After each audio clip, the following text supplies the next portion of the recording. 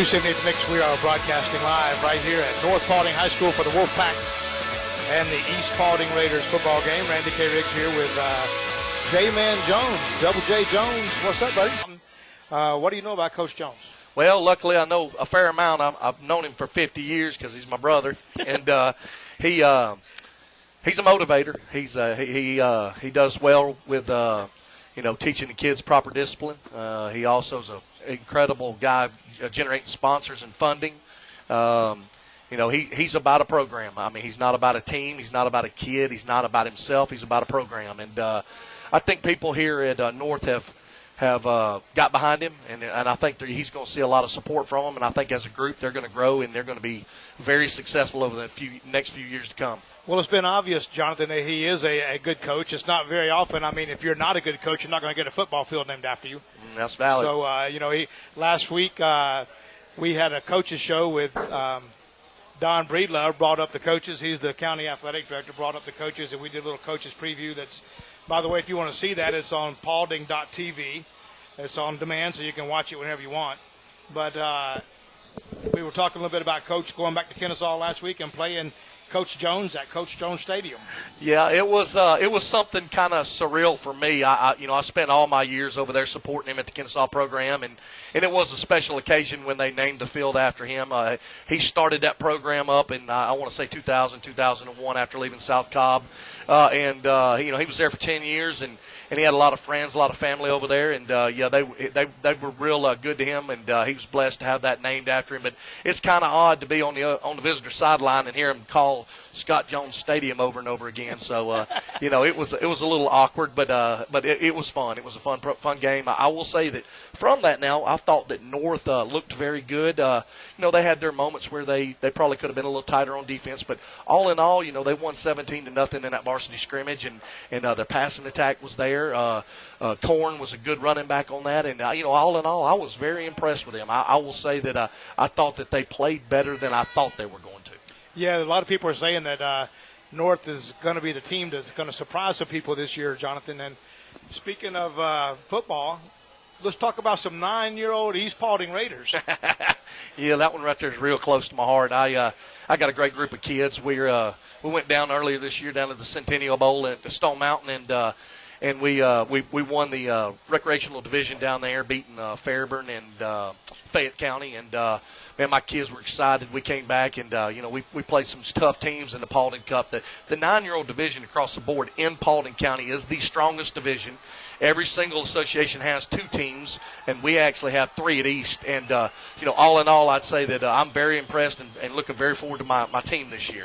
Well, I know that the East Paulding High School was your team forever until your brother came over and took over the North Paulding program, and now I got you out here, and everybody's like, how's he going to call this game and not be biased? I said, man, his heart was at East forever. After he graduated from Paulding County High School, his heart was at East, and now his heart's at North, so we're going to find out. Yeah, the key to it is I want East Paulding to go 9-1 this year. I'd like for them not to win this ball game, though. Well, that's a good thing. But it looks like, Jonathan, you'll be doing the play-by-play for us tonight. North Paulding's in the navy blue with the silver and white numbers. East Paulding's in the away jersey, the white tops, the silver pants. One of the couple of guys we got to watch out for on the East Paulding team, Jonathan, is Mitchell Webb, the quarterback. Been with the program for a long time since he was, he came up through New Hope organization. Then he played for East Paulding Middle School, and he's at the high school. And he's a great athlete, a great kid. We also got to watch out for Miles Hemphill. A couple of years ago, last year was his first year playing football. Coach Reed saw him kick a soccer ball. He's played soccer all his life, and he said, why don't you come kick a football? So tonight we'll watch him put the ball from the kickoff probably through the uprights. He's doing things the pros don't do, Jonathan, but it's going to be a good game. I'm excited. The stadium's getting packed, probably 4,000-plus people here right now, still coming in. Yeah, it's a good night. Weather's not as hot as can be expected in late August. Kamani is another weapon that the East Paulding has. He's a shifty, strong running back. He's got a great fullback ahead of him.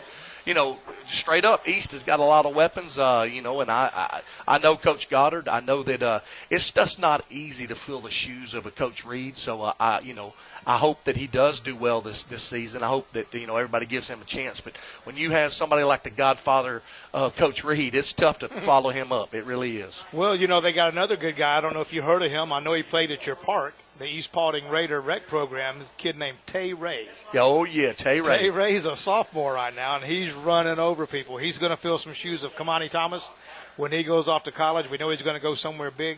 And Tay Ray's something to reckon with here in the future for the East Paulding Raiders. Tay Ray has always been an absolute phenom, no matter what level, what team, or wherever. When he played, they won. Well, he's playing tonight, so We'll see how that goes. It's going to be a great game. I'm excited. Good football weather. The hurricanes that came in are avoiding us for the moment. Looks nice tonight. Looks like it's going to be a good day for some football. And here comes Mr. Musgrove, the assistant principal at East, running across the field trying to get somebody's attention. He must have saw somebody in the stands he knows. Yeah, they looks like both teams are standing with the cheerleaders. They all got their banners. They're ready to get Friday night football kicked off. I mean, you think about it. It's just pure excitement to be such a great rivalry, kickoff of the season, two solid football teams. I just look forward to tonight. I'm so excited myself. I can't hardly sit still. It's going to be a great game. One of our other 278 The Mix announcers is the official PA announcer now at South Paulding High School, Brad Hall. I know Mr. Brad. Brad is the announcer at South Paulding now. Keith stepped down, and Brad's doing that, taking on that role. He loves it. Brad likes to talk and get people excited, but announcing a high school game on the PA is a little bit different, but Brad can handle it. He's going to be the man, and he'll be helping us out on the South Paulding away games. Very good, very good. Well, we got a minute, Jonathan, and it's going to be football time. Buddy. Absolutely. Let's take a deep breath and get ready to watch some kids scrap it up. Here comes East. East comes through. Looks like they got a team of about 300 kids, it looks like. They've tore the banner all to shreds, poor little cheerleaders. Worked so hard for that. They'll probably have to bring in waste management to clean up all that trash. And here's the Wolfpack, Jonathan. Yep, they got Norse coming through. They got, as always, they carry the jersey in memory of number 53 who died in a car wreck. And, they're bringing it through. That's a touching moment. And, man, I'm excited. The people are fired up. You can just feel pure energy in the air. We can hear the people cheering and screaming and hollering and all the rocks in the containers. We got our windows closed in this press box because, quite frankly, we're enjoying this air conditioning, and we still hear all that noise. Yeah, I can't say that I envy any of those sitting out there in the heat because I feel pretty good in here. Well, so anxious for we got people on their feet ready for this kickoff to begin. We got Dutch Walters on the field. If you get a chance to see some of his action shots, he's got a lens that goes from end zone to end zone. Right now it's going from the left to the right. His camera's covering what, Jonathan, 15, 20 yards? I think he might actually be taking pictures at Hiram High School tonight from here. That's only about 50 miles away from here. Yeah, I think he's reaching out that far. That camera is pretty much the largest camera I think I've ever seen. He don't play with his pictures. He takes a great job. If you get a chance to check him out, you can Google him, Dutch Walter Photography, and you'll see all that you need to know, and it all speaks for itself. Jonathan, who's kicking for North? We've got a number 4 that's kicking off. His name's Caden Bishop. Last week he did real good. He kicked 1 in the end zone, and he kicked 2 just shy of the end zone. He's got a strong leg, and North is they've strengthened up their special teams, so hopefully they'll be successful in kicking it either in the end zone or holding them down there deep in the East Paulding territory. Well, like I say, it's going to be exciting, and here we go, Jonathan. We got a kickoff. It's going deep all the way down to about the 1-yard line. They fake a reverse. Number 2's got the ball, and he is going to be taken down on about the 17-yard line, so that's pretty good coverage. Looks like number 12, that's Brent Johnson. Brent Johnson is the son of Shane and Amy Johnson. They're local folks. They all went to Paulding County High School, and as you can see, Brent is one fired up fella. He is fired up. They ought to put him in a skirt and be a cheerleader, man. He got that team going. Yeah, he plays another safety in the nickel package, and he's a very good kid. He's got a lot of heart and a lot of effort in him. We need to talk about halftime, Jonathan, coming up at halftime. Let's talk a little bit about Chris Connolly. I know that North Paulding is looking for him to play a little bit tomorrow at Georgia. And we got twins, right? Mitchell Webb's under center. They're going to do a toss to Kamani around the left side to the short side of the field. He makes a couple moves, and it looks like he's going to get about 12 yards on that carry, almost effortlessly. Yeah, I don't think he was touched, Jonathan. Got about 12 yards on it. It will be enough for a first. Well, they're going to call him out. No, they called it first down. Kamani did a couple moves right and left and got the first down for East Paulding, which is what they would like to accomplish tonight. Yeah. I mean, you've got to contain him. He is just an incredible athlete. We've got a first down and 10 on the East Paulding 27-yard line. Once again, twins to the right. We got a tight to the left. We're in an I formation. Mitchell Webb's calling signals to the wide receivers. He's going to hand off straight up the middle on a tailback lead. He was hit at the line of scrimmage, but with his powerful legs, Kamani picks up about 3 yards. You know, that play, quite honestly, signifies what kind of athlete he is. He was hit at least a yard deep and ended up picking 3 yards, and he's really not a big guy.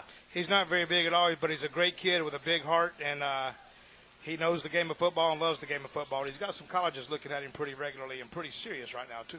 Oh, yeah, I'm certain he'll get a full ride with his education. They're going to come out with a tight end right. Looks like they've got a wide receiver on both sides, and we got an offset I formation. It's going to be a handoff to Kamani. Looks like Kamani's going to get a few carries tonight. He's carrying the ball down to about the 35-yard line. That's going to bring up a third down and about 3 yards for the East Paulding Raiders. I will say this. I think that if North can play the bend but don't break defense, I think they got an opportunity to stay in this game and maybe pull a win out. Yeah, they've got as good a chance as anybody to score 0-0 before it started. Yeah, it was, wasn't it? We've got a tight right. We've got a wide receiver on both sides, and we, once again, are in an I formation. Yep, they hand off again to Kamani. Kamani breaks through the line of scrimmage, and he is off to the races, folks. He was hit by 2 folks, and it looks like he may get caught. Oh, he almost got caught by number 40 for the Wolfpack, which was Max Mixon, but he scores on about a 55, 60-yard run. Kamani Thomas, unless I'm incorrect, has touched the ball every single time in that whole series there. Well, that was about a 69-yard play for Kamani Thomas, I believe, 50, 60, about 64-yard run for Kamani Thomas. That probably puts him about 90 yards on the game so far on 4 plays. Yeah, he, once again, they've got to contain him. If they hit him in the backfield like they did on that very last play, they've got to make the tackle. If not, he's just going to walk the dog on them. Here's 95 Miles Hemphill for the extra point for the Raiders. I can't wait for you to see him kick off, Jonathan. Yeah, I don't know if that net that the Wolfpack's got over that big bluff behind the goalpost is going to be strong enough to keep this ball in. If not, we'll have some kids down there in the pine trees looking for it. Well, at least we'll have Dutch. He'll have it on his photographer so they can see where it is. Well, we've got a offsides, I believe, on number 47 for the either 14 or 47 for the Wolfpack. That's going to move them up. Oh, they have called illegal procedure. So apparently somebody on the right side of the East Paulding Raiders jumped off sides, and that's going to back them up. Really still a chip shot for the kicker over at East. Yeah, I remember he had a extra point attempt at South Paulding, his first game ever. Missed it. He wasn't very accurate, but over the year and in this year he's had a chance to get better at that. Had a couple little exercises from Chaz Henry. And he kicks that one through. That was from the 8-yard line instead of the 3. So that brings up a 7-0. The clock is not running, so I can't tell you how much time is. 10 minutes. Oh, so it is. Okay, I guess it is. Yeah, 10 minutes left in the first quarter, so it only took a couple minutes for them to punch one in from about 80 yards out. So not exactly the start that the Wolfpack hoped for, but hopefully their offense can gear up and get something going, and they've got a pretty strong passing attack. Number 27 is Max Siegel. Last week he was absolutely phenomenal catching the ball against Kennesaw Mountain. He's actually a very, very fast wide receiver, great hands, runs a very nice route, and I look forward to him getting a lot of passes thrown his way tonight. Well, we're going to see East Paulding go ahead and kick off for the first time tonight to North Paulding. We're going to check out their offense, see what Coach Jones has got going on, what he's going to run tonight for the Wolfpack. We've got number 40, Max Mixon. We've got number 27, Max Siegel, and number 4, Caden Bishop, back deep for the Wolfpack. And, of course, you've got 95 Miles Hemphill, who's most likely going to put it in the end zone. Yeah, I think last year he only had 2 returns, and that was only because at the time Coach Reed told him he didn't want him to be on the 20. He didn't like that too good. But he does what he does. But watch him now kick one here about 10 yards after I bragged on him a little bit. Yeah, he'll hit a squib kick after we pumped him up good.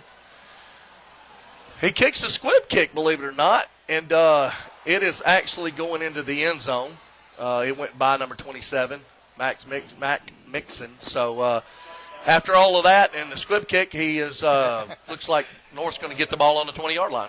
Well, I was kind of looking forward to seeing a nice kickoff, but I guess that works for him or for the coach. Well, I hope the North Paulding fans don't get too down on that first drive because anything can happen in a game. But they need to keep their heads up, of course, Jonathan, and they can do it right here on this drive. Yeah, the Wolfpack comes out with twins left, wide receiver right, in a pistol-style formation. Looks like a semi-Tony Franklin system. Number 5 is Chase Noonan at quarterback. He gets the snap, and he's faking a reverse around to number 40. Number 40's hit in the backfield, and he stiff-arms one guy, stiff-arms a second guy, but he is going to be brought down by, looks like, number 22 for the East Paulding Raiders, which is Tay-Ray. And Tay-Ray came up with a very, very nice tackle on the outside. After all of that, he lost looks like about a 2-yard loss, going to bring up a second down and 12 for the North Paulding Wolfpack. We got Mitchell Webb in the defensive backfield as well, calling the shots on defense as well as the offense for the Raiders. North Paulding comes across in a shotgun, almost jet-style formation, and pitches the ball to number 4, which is Caden Bishop. He turns it up and looks like he gets back to the original line of scrimmage, going to bring up a third down and 10 for the North Paulding Wolfpack. It seems that East has studied up and seen the spread-style offense that North is going to work. They got trips left, twins right, empty backfield, and I would almost say this is a guaranteed throwing opportunity for the North Paulding Wolfpack. Coach calls in a signal to the quarterback. Shotgun snap. Number 5 releases the ball. Unfortunately, the receiver falls down with a short gain. That was number 27, which is Mac Siegel. Looks like there might be a little bit of nervousness on the North Paulding Wolfpack side. They just didn't seem to click on that one. So that's going to bring up a 4th down and about 9.5 yards. And you've got a kicker, which is number 23, Chase Brady. He hit a couple boomers last week at Kennesaw Mountain. He's kicking from the 20, and he'll be standing somewhere right about the 7-yard line. So hopefully he can get a hold of one. Back deep is the man of the hour, the man of the year, which is Mitchell Webb. Here's the snap, the kick. That's a very good kick because it doesn't allow for any kind of return, and he gets a great roll down to the East Paulding 28-yard line. So that's about a 58-yard kick with the roll. Couldn't ask for anything more, Randy. That was beautiful. I was going to call it 60, but you called it 58, so we'll go with 59. Yeah, we'll meet in the middle. We'll do that. And it's good. It was a nice kick, nice roll for the North Paulding Wolfpack. Yeah, the good thing about that was it didn't have a lot of height, but it hit in front of the returner and rolled, and he didn't have an opportunity to run it back. So, well, Jonathan, normally on the kickoff return we have Kamani Thomas back there. Mitchell Webb was back there. Kamani Thomas is not in the game right now. I don't know if he injured himself on that last run. You know, he does have about 90 runs already in the first quarter, 90 yards, but I don't know if he's hurt or not. But Tay-Ray's in the game going wide left for East Paulding. No, actually, they had to call timeout because Kamani wasn't in there.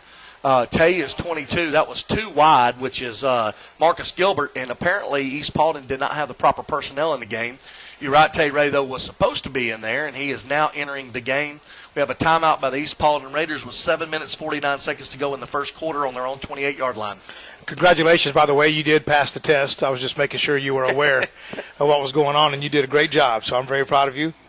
I'm going to renew your contract now. Do I get twice what I got paid last year? Yes, I'm going to buy you 2 Cokes a game now instead of one. Man, that's so good.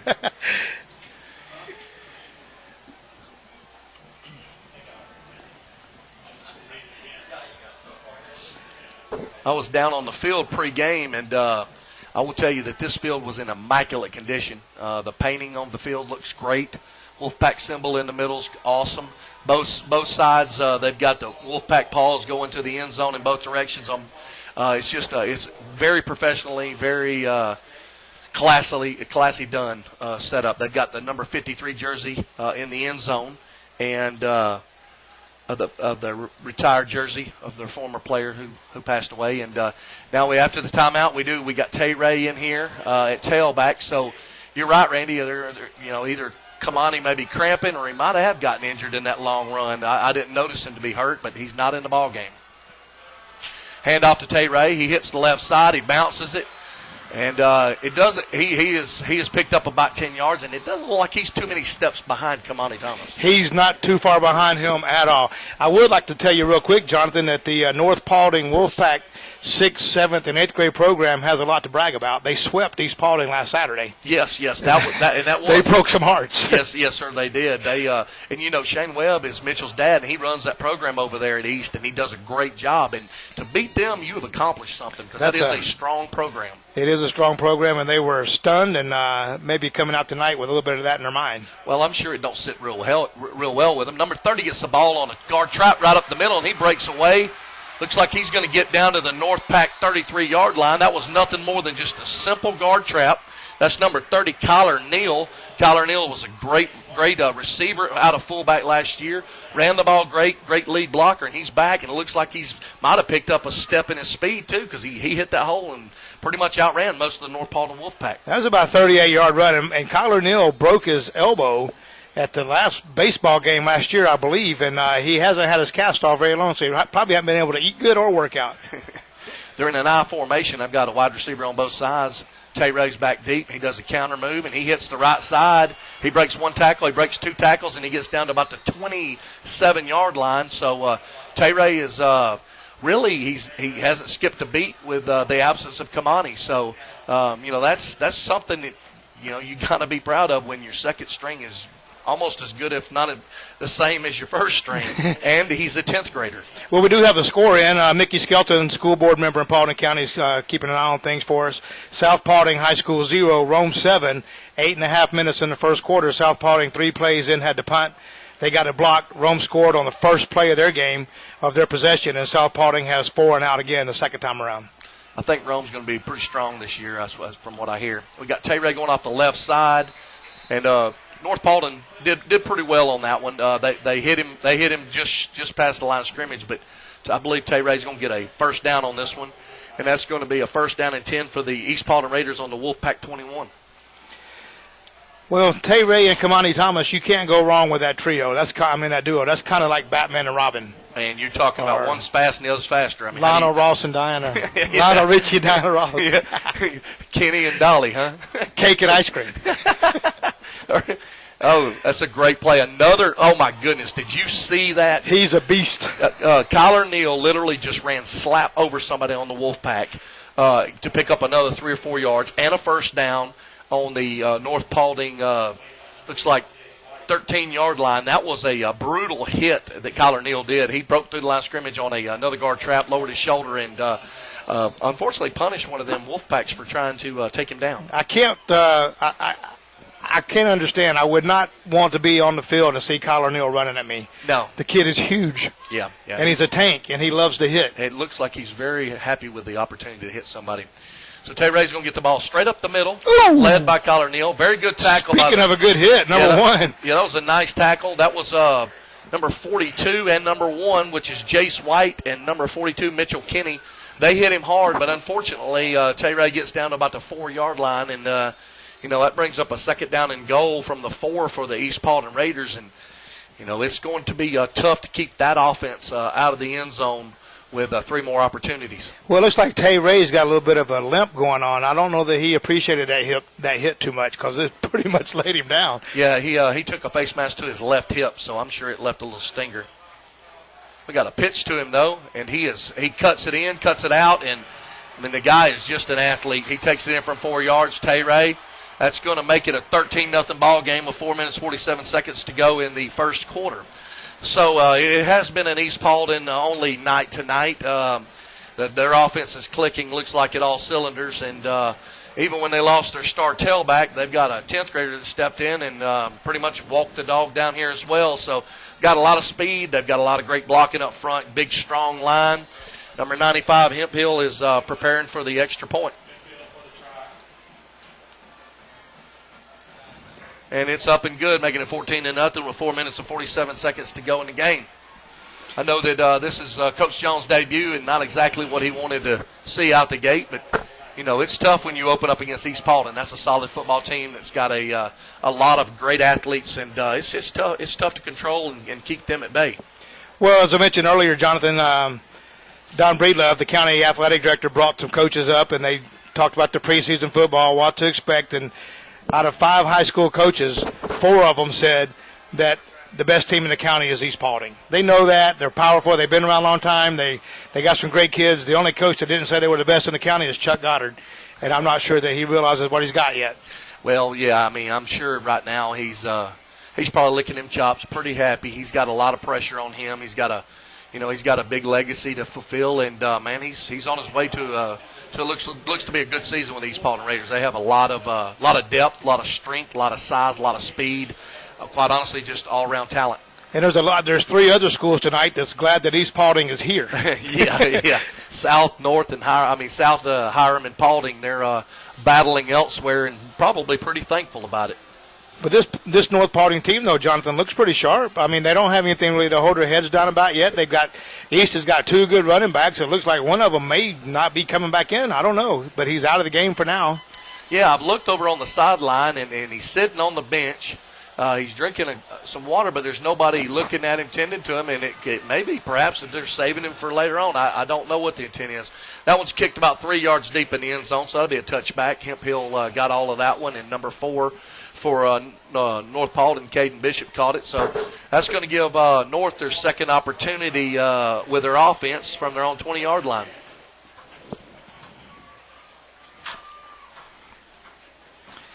Number 63 for North Paulding is not a little guy.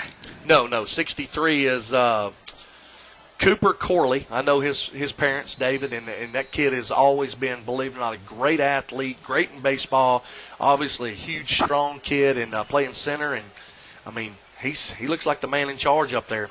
We got North Paulding hands off to the left side. I believe that was a handoff to who's that?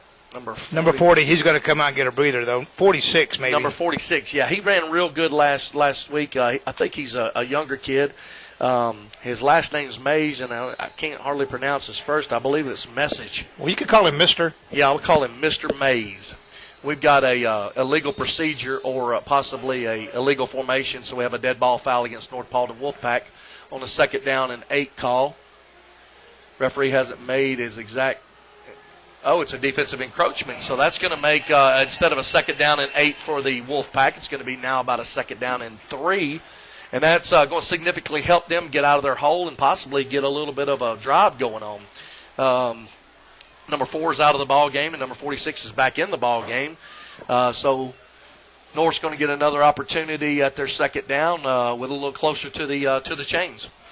Well, Jonathan, real quick in the morning, I think I will be streaming your game, your 9-year-old game, so let your parents know that they can check it out on the radio. Yep, and I appreciate that and look forward to it. I think it's going to be a great game. We play Ackworth at 1 o'clock. Oh, this is a great play out of the backfield. Number 46 is catches the ball, and he carries it up to about the 33-yard line. It was just a little, basically halfback out, and number 5 releases from Chase Noonan, releases number 46, Mr. Mays, and like I said, he gets a 1st down and 10 on the North Paulding 33-yard line. That'll be a North Paulding Wolfpack 1st down. That's about 7 yards on that play. That's a very nice executed play. Oh, that's a quarterback keeper, and he had one tackle to break, and he might have took that to the house. Number 5, Chase Noonan, fakes a nice sweep across the front. Everybody bid on that reverse, and he just tucked it and went right off tackle. And if it wasn't for number 45 for the DJ James for the East Paulding Raiders, he might have took that one to the house. We got a nice pass to number 40. Great catch. Wonderful execution, and he powerhouses his way across the East Paulding into East Paulding territory to the East Paulding 45 for another first down. So looks like the North Paulding Wolfpack may be getting a little clicking going on that offense. Well, he threaded that needle. He threw that right between two defenders and right at where it's supposed to go. That was a nice pass. Yeah, and I'm going to tell you, Chase last week absolutely threaded balls all night. He is a scrappy, smart, athletic football player, and I have been nothing less than impressed with him this year. He doesn't have huge size. He's not overwhelmingly fast. He's got a strong arm, but I'll tell you what he's got. He's got a great mind. He's a very smart kid. Good. Well, he has an invitation to come up with us when I start my scoreboard show to come up after the game and talk football. So if they can make it up and we get this started, I invited him. He came up with Coach Jones the other night and was part of that crew that he brought up to talk about North Paulding football. So I'm going to get him up here and hopefully talk football with us sometime through this season and check in with him. That'll be great, man. And, I just love I love 278 The Mix. I love what we're trying to do here, trying to get the kids some recognition and, give them an opportunity to hear themselves on the radio. And, I mean, it's just cool stuff. I'd give anything to have this when I was in high school. Did they have TV when you were in high school? Well, they did, but it was only 3 channels. And did they have internet? No. Enter what? No. I will tell you this: we had 3 channels, and if the president was on, your whole night was shot. We've got after the timeout, we've got a first down and 10 on the East Paulding Raiders 35. Wolfpack comes out with twins to the wide side, single receiver to the right side, dual backfield, and a shotgun formation out of the Tony Franklin setup.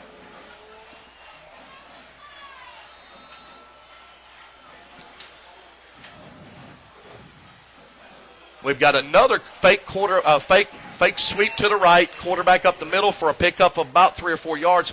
Jeremy Edwards is the offense coordinator for the North Paulding Wolfpack, a very creative, smart, and actually very young guy.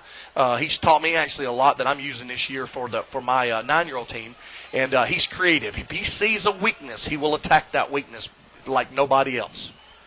Well, he might have found one because they're doing a great job now on that offense.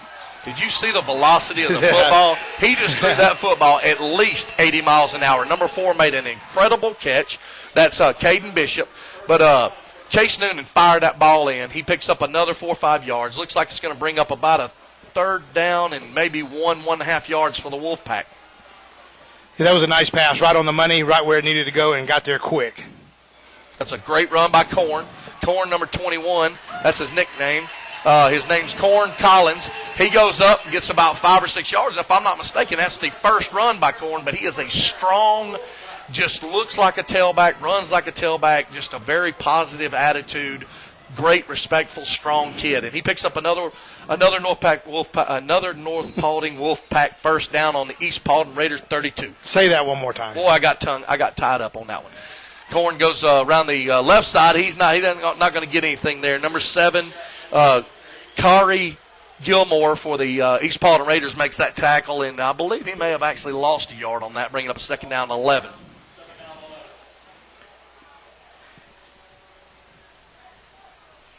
The North Paulding Wolfpack, they come out of a no-huddle style offense, almost like a 2-minute drill, and they keep the defense on their toes. They don't give them a lot of opportunity to set up and whatnot. But I tell you what they did do. They just set up on a screen and stopped it, flattened its tracks. In fact, that's going to be a loss of about 3 yards for the Wolfpack, bringing up a 3rd down and 14. And that was a screen to Corn Collins that just didn't quite work out. Yeah, well, they might try something else and pull this one off. Let him throw it again right between 4 or 5 people and get right where it needs to go. And we could very easily keep this thing going for North Paulding. Well, and I can tell you, last week they did a lot of screens that did real well, but they're going to probably throw it to 27 on the far right. And last week he was very successful. He was very successful in making the completions. Number 5 breaks out of the pocket, runs, fumbles the ball. Number 12, Brent Johnson, recovers it on the East Paulding 27-yard line. It was actually a gain on that fumble, and it's going to bring up a 4th down, and it looks to be about 6.5, 7 yards for the Wolfpack. And looks like they're going to try to go for it. Corn Collins comes into the ball game, so we'll see what Jeremy Edwards, office coordinator for the Wolfpack, has up his sleeve on a 4th down and 6 or 7 from the East Paulding 27-yard line. Quarterback drops back, He throws it over the middle. This guy's open. Touchdown. He catches it number 11 with a diving catch in the end zone. That's Tyler Kluwer. That was probably one of the most beautifully well-thrown balls that I have seen, especially for the first game of the season. Chase Noonan laid it right on the money. It was a post pattern. East Paulding Raiders, Jaleel Hines was in it, had great coverage, but he just leaped out there. Number 11, Tyler Kluwer, caught the ball, touchdown Wolfpack, and before you know it, it's first quarter, Coach. It's 14-7. I can't believe the excitement already. That was a great pass. What else can you say? All we can do is say that over and over and over. That was a great pass. Number 34, he kicks it. That's Matt Priest. It wasn't a pretty extra point kick, but it went through the uprights, and that's 14-7 with 1:14 to go in the first quarter. We've got 3 touchdowns in the first quarter. If it goes like that, it's going to be a high-scoring ball game, Randy. Yeah, that was such a beautiful pass, and he got these fans on their feet, and they've got something to cheer about. He is sharp. He's got some great hands on the receiving end. He was sharp. I tell you though, you can tell the confidence in a staff and in a group of kids when, they've taken a couple punches to the mouth. The East Paulding's pretty much walked down the field twice, and they've got a 4th down and 6, and just stayed in the pocket, just never hesitated. The coaches never hesitated, never questioned going for it, and, made a great call, great toss catch, and next thing you know, they're back in the ball game 14-7. Yeah, that was just beautiful. You don't see that much in high school, I don't think, or at least I don't. No. But that was beautiful. That was right on the money. 4th down. Everything was on the line right there, Jonathan. Yep. He kept his composure, played it like the coach wanted him to play it, and made things happen.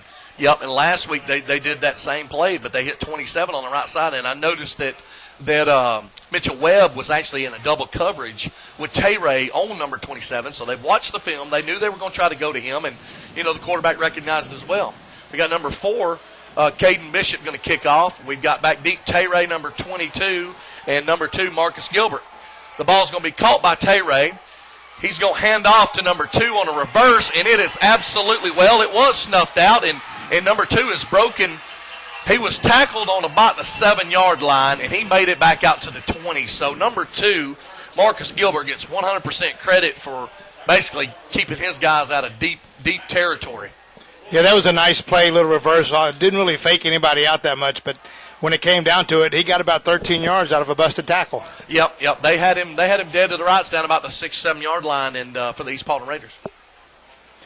Well, here we go for the 3rd possession for East Paulding. I see Kamani standing on the sideline. Tay-Ray's back in the ball game, and I don't know if we're looking at an injury or keeping him out for some other reason. I see him standing on the sideline. I don't see trainers working on him, so Tay-Ray's deep in the tailback position.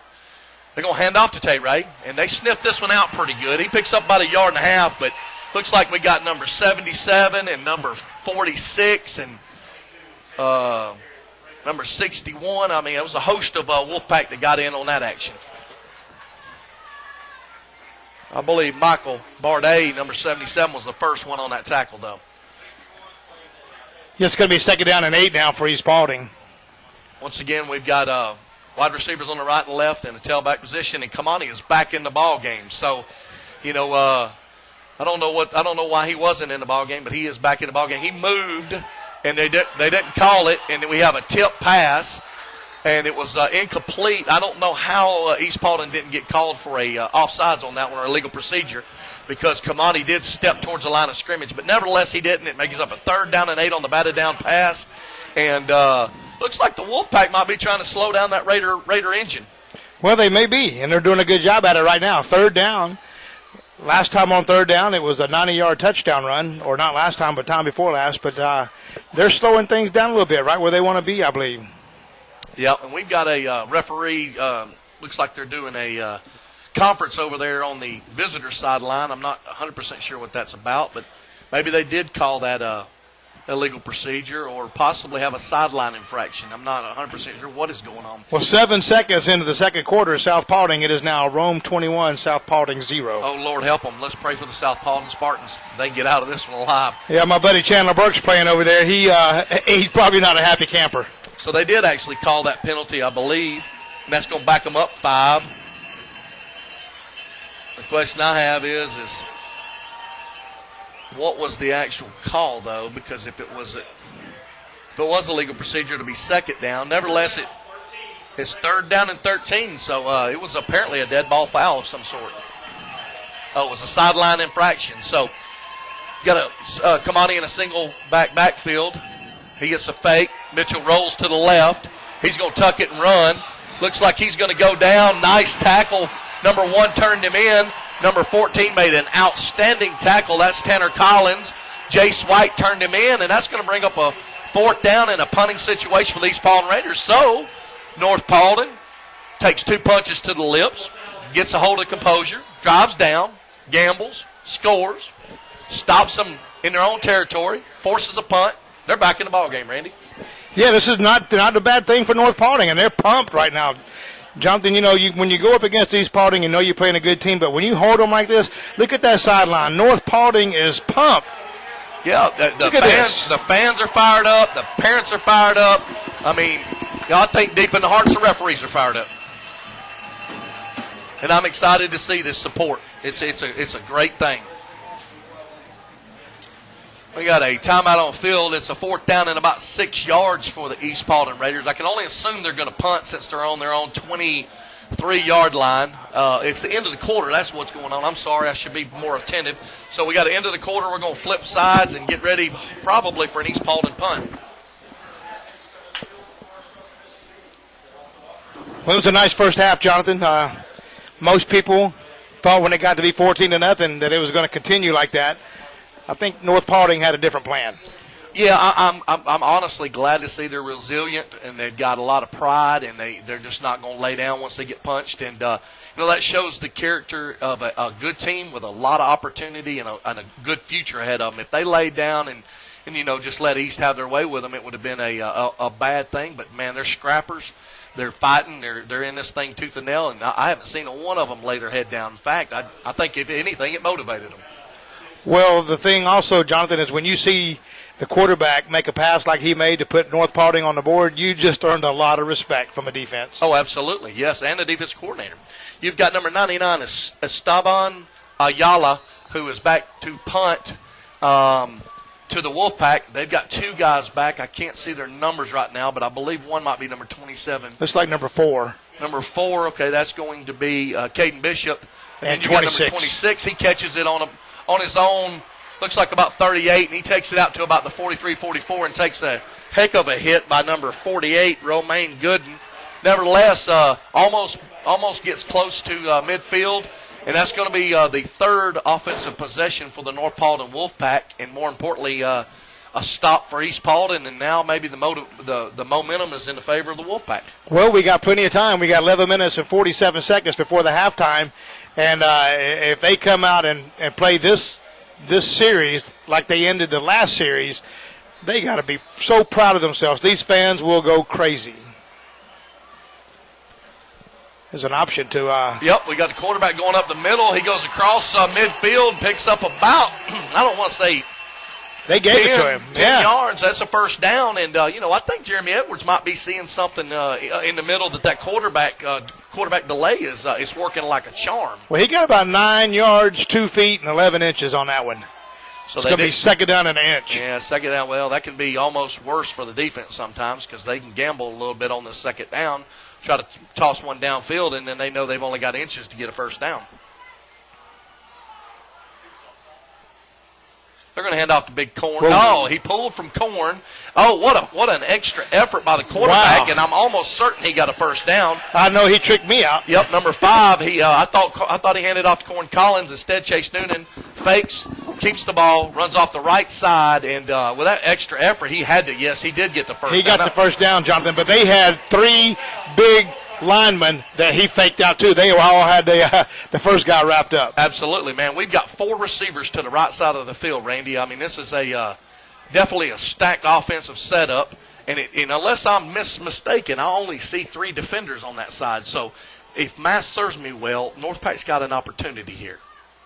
Oh, he had a nice blitz. He had it too. Yep, number 48 was sent in on a blitz. He tackles Chase in the backfield. It was Romaine Gooden. But I will say that there was an open wide receiver on the right side of that field. They had one guy way out by himself on the left side. They had 4 guys on the right side. Somebody was going to be open. Yeah, there was only 3 defenders on that side, and luckily for East Paulding, number 48 was able to get in there and make the tackle. So that's going to bring up looks like we have a referee conference. I didn't see a yellow flag. Did you? I think they're talking about auditioning for the NFL replacement officials gig. Yeah, I hear that all you got to do is have a driver's license and you can get involved in that action. Yeah, or learn how to turn your mic off and on is pretty good, too. We have a legal procedure against the Wolfpack.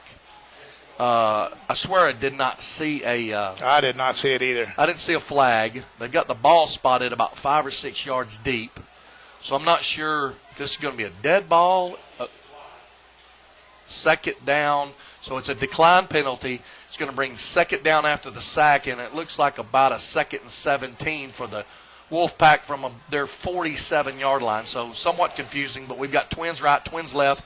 We've got Corn in the backfield with Chase. Shotgun snap.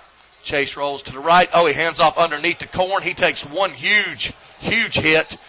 Pops through it, makes it almost to midfield, but we got another yank. We've got another yellow flag, and that's a holding call.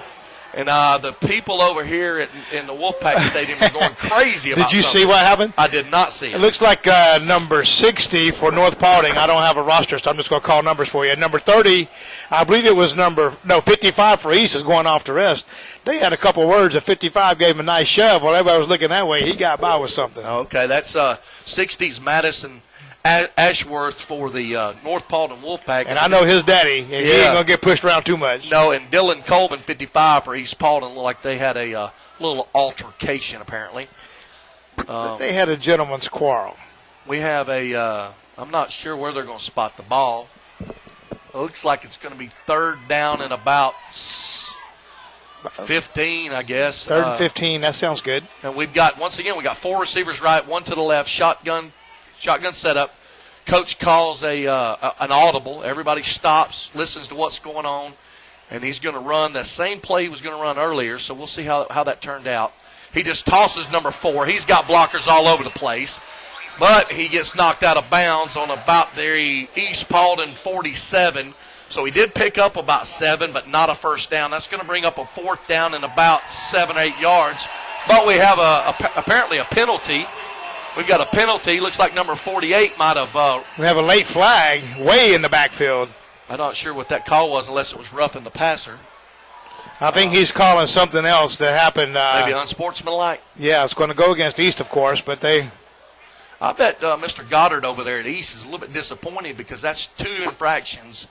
1 called, 1 not called. We have a personal foul, roughing the passer by number 48 for the East Paulding Raiders. That's going to give North a huge boost, a huge first down, taking it down to the East Paulding 28-yard line, and they've got an opportunity, Randy, to tie this ball game up here shortly. Yeah, they do, and I don't know that I would give North Paulding this many free chances to do something because these guys are looking pretty good. One thing you can say about Coach Reed when he was a coach at Raiders, they were disciplined, and you definitely, he would not put up with that stuff. You've got number 5 on a quarterback delay up the middle, number 77, which is big Marsalis Hannon, makes the tackle. He's been a very strong force in the middle of that East Paulding Raiders defensive line. Looks like quarterback's going to lose a couple yards, bring up 2nd down and 12 from the East Paulding 30. We've got twins left. We've got Mac, number 27, right. We're coming across in a reverse style. We're going to throw a screen pass. It was sniffed out by Kyler Neal. Is an absolute animal. Oh, he just got another penalty for excessive celebration. So that is, unfortunately, that's another unsportsmanlike conduct penalty after a absolutely incredible play by Kyler Neal. That's very unfortunate because he was just, quite honestly, he was very excited about the play he made. And, I guess they're just not going to tolerate anything tonight, Randy. I guess they're not, but, they've let a couple things slide, and I guess they heard from the fans. And that's not a very yardage you want to give up to North Paulding right now. No, that was a loss that's turned into quite a good gain, and looks like a 2nd down and about 4.5 yards for North Paulding when it could have easily been a 3rd down and 12, 15 yards. So well, we got 30 free yards right now in the at two least. plays. And more importantly, the momentum is in the Wolfpack's hands. Oh, he makes a great throw. The quarterback, Kyler Neal, comes through. He has the quarterback in his hands. Luckily, the quarterback was able to throw crossbody to Corn Collins. He didn't catch it, but he avoided the sack and, more importantly, the loss. So it's going to bring up a third down in about 5 or 6 yards from the East Paulding 24-yard line. I got a spotter tonight. I got a spotter up here. River Riggs, one of the smartest kids in the Metro Atlanta area. He's my spotter telling me where the ball is because my old eyes can't see the 20 from the 50. River Riggs, he is a future announcer for this game. Football, baseball, basketball, he does it at home all the time. Not a bad little kid. He'll be calling games that Jet's doing. Yep, that's going to be good times, man. Jet Jones. He might call the game tomorrow with me. I don't even know yet. Hey, that would be cool. That would be cool. Maybe we'll do that. We've got Mac Siegel for the Wolfpack spread way wide on the right side. And I can tell you from last week's game, he's got a one-on-one with Tay Ray, and he is a tough receiver to try to defend one-on-one. Looks like we've got a confrontation, though, with the referees and the North Paulding Wolfpack coaching staff because they're a little confused as to probably how that last unsportsmanlike conduct did not result in a first down. Nevertheless, right now, as it stands on the field, it is fourth down in about 4.5 yards on the East Paulding's 24 for the Wolfpack, and it looks like they're trying to sort out or get clarification on either a spot or what down it is or something of that nature. Well, you know Coach Jones very well. You know, he'll get out there and look like John Cena and body slam somebody. Yes, he does favor John Cena. That is correct. I was at a birthday party for Jet Jones, your son, his nephew, and he came out to the event as a John Cena lookalike, and the kids fell for it. Oh, yeah. I mean, it's awesome. He really does. Especially, if you've never seen him, you just see pictures of John Cena. He actually does look a lot like John Cena. So yeah, he does. It was fun. It was comical, and the kids had a blast, and that's really what it's all about. But looks like we may have a timeout. I'm not sure. I believe North Paulding probably called the timeout so they could further discuss with the referees exactly what is the situation at hand. We have 9 minutes and 19 seconds to go before half. We have a 4th down and 4 on the East Paulding 22-yard line. East Paulding's winning 14-7. North Paulding's got an opportunity right here to tie the ball game up. I would suspect that you're probably going to see some sort of short yardage pass, maybe a screen, possible slant. The quarterback's been threading them in all night, so I would probably say that that's going to be what you're going to see here.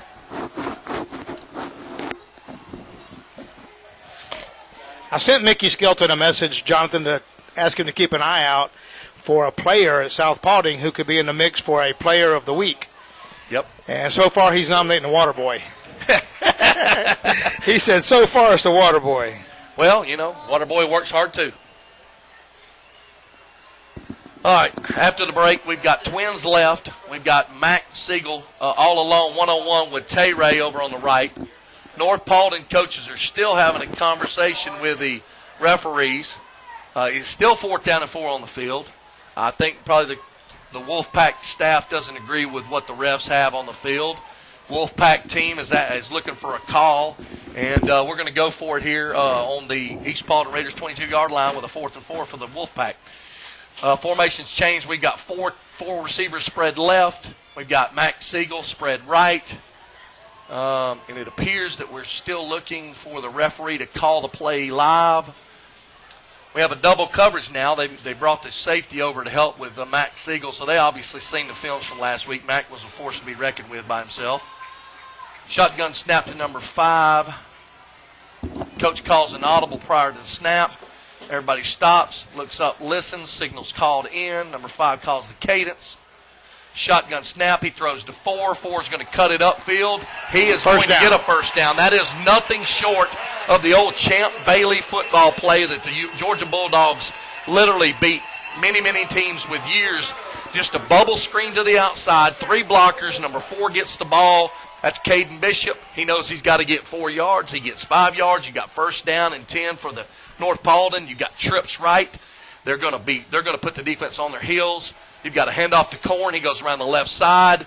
And we've got number 45 for the East Paulding Raiders, DJ James, who comes up and makes a solid tackle on Korn. And Korn is not an easy guy to take down. Strong running back, got big legs. But he gets no gain on the play. It's going to bring up a 2nd down and 10 on the East Paulding Raiders 15-yard line. 8 minutes and 48 seconds to go for half, and North Paulding is still doing the drive. Shotgun.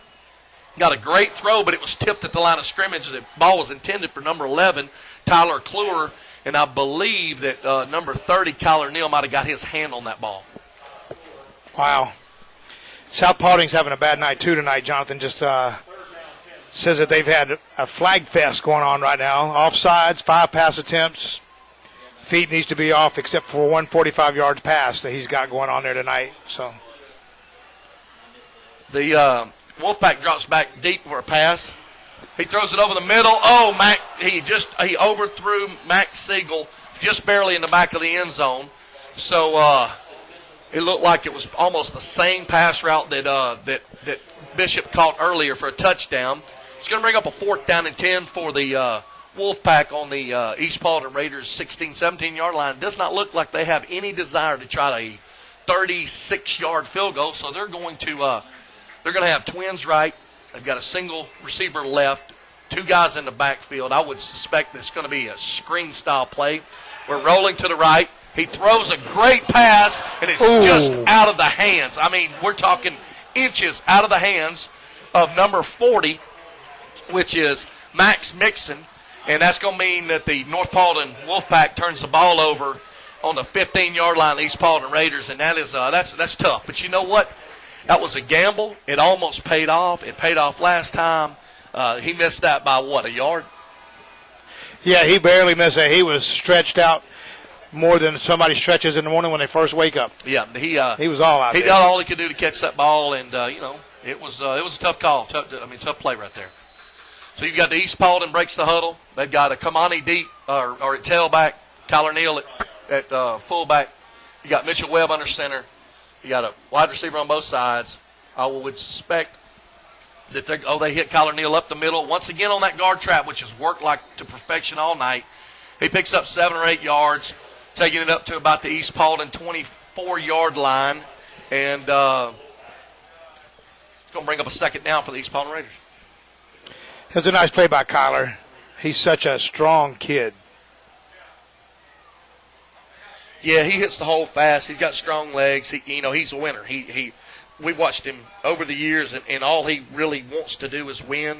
He gives 200% effort on every play. Looks like we've got a timeout by the East Paulding Raiders with 7 minutes and 49 seconds to go in the half. East Paulding's winning 14-7. They've got a 2nd down and 3 on their 24-yard line, and to be down 14-0, I think the Wolfpack's got to be pretty satisfied with their play since the 2 touchdowns were given up.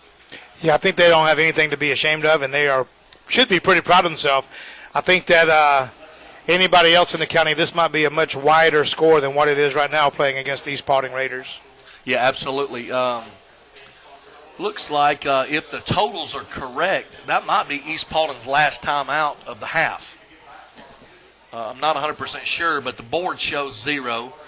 So it could be that is East Paulding's last time out, and that could be an issue later on closer to half, Randy. Yeah, it could be a big deal because as these North Paulding Wolfpacks get down in that red zone and they threaten like they have been, there's going to be some issues if they don't have a way to stop the clock. Especially because North doesn't huddle. They keep you on your heels, and, you don't have any way of stopping them. They get a little momentum. It could definitely be a disadvantage to the Raiders burning all their timeouts, 7 minutes and 50 seconds to go at half. After the timeout, you've got Kamani back in the ball game with Kyler Neal, Mitchell Webb running the offense. Referees are getting ready to spot the ball. Wolfpack setting up their defense. We've got number 45 instead of Kyler Neal in the ball game. That's DJ James. Looks like a more powerhouse-style football, I formation. And they're going to run a straight up the middle handoff to Kamani. He's wrapped up, but unfortunately he broke loose. And even though he didn't gain anything, that kid absolutely just juked and broke tackles from about 6 guys. North Paulding ultimately resulted with, looks like about a yard and a half, 2, maybe 3-yard loss, bringing up a third down and about 5 or 6 yards for East Paulding. So that was a great play by the Wolfpack, and potential here to stop them once again and force a punt in their own territory. Yeah, Kamani Thomas is not an easy guy to bring down, John, but he don't want to go down. He's a runner. He loves to play, and he wants to stay on his feet and do the best he can for his team. Shotgun formation now by Mitchell Webb and the East Paulding Raiders. We've got a shotgun formation, and we've got number 2 coming across. There's a penalty flag on the field. The North Paulding Wolfpack does an outstanding job of stopping number 2, which is Marcus Gilbert, on a speed sweep. You've got number 41 on the tackle and number 1 on the tackle. 41 is Jack Sinkowitz. And number 1 is Jace White. But we have a flag, and it is going to be against the East Paulding Raiders. And I'm not sure what the gain was on that play. It looks like 2 or 3 yards. They may decline or they may back them up. Oh, it was a holding call. They'll probably take that penalty and back them up, making it a third down and about 15 yards would be my guess that staff will do. We have a chop block call. Yep, chop block, and that is they're going to take the penalty. That's a 10-yard penalty, same as a hold. It's going to bring up a third down and 15 yards for the East Paulding Raiders on their, looks like about 11, 12-yard line. Almost have to assume that they're going to use the magical arm of Mitchell Webb to try to pull them out of this third down and 15 deep in their own territory. So if I was the Wolfpack, I would be sitting back and trying to make sure his arm doesn't come and beat us here. Or Kamani Thomas' legs. We're in an I formation. We fake to Kamani.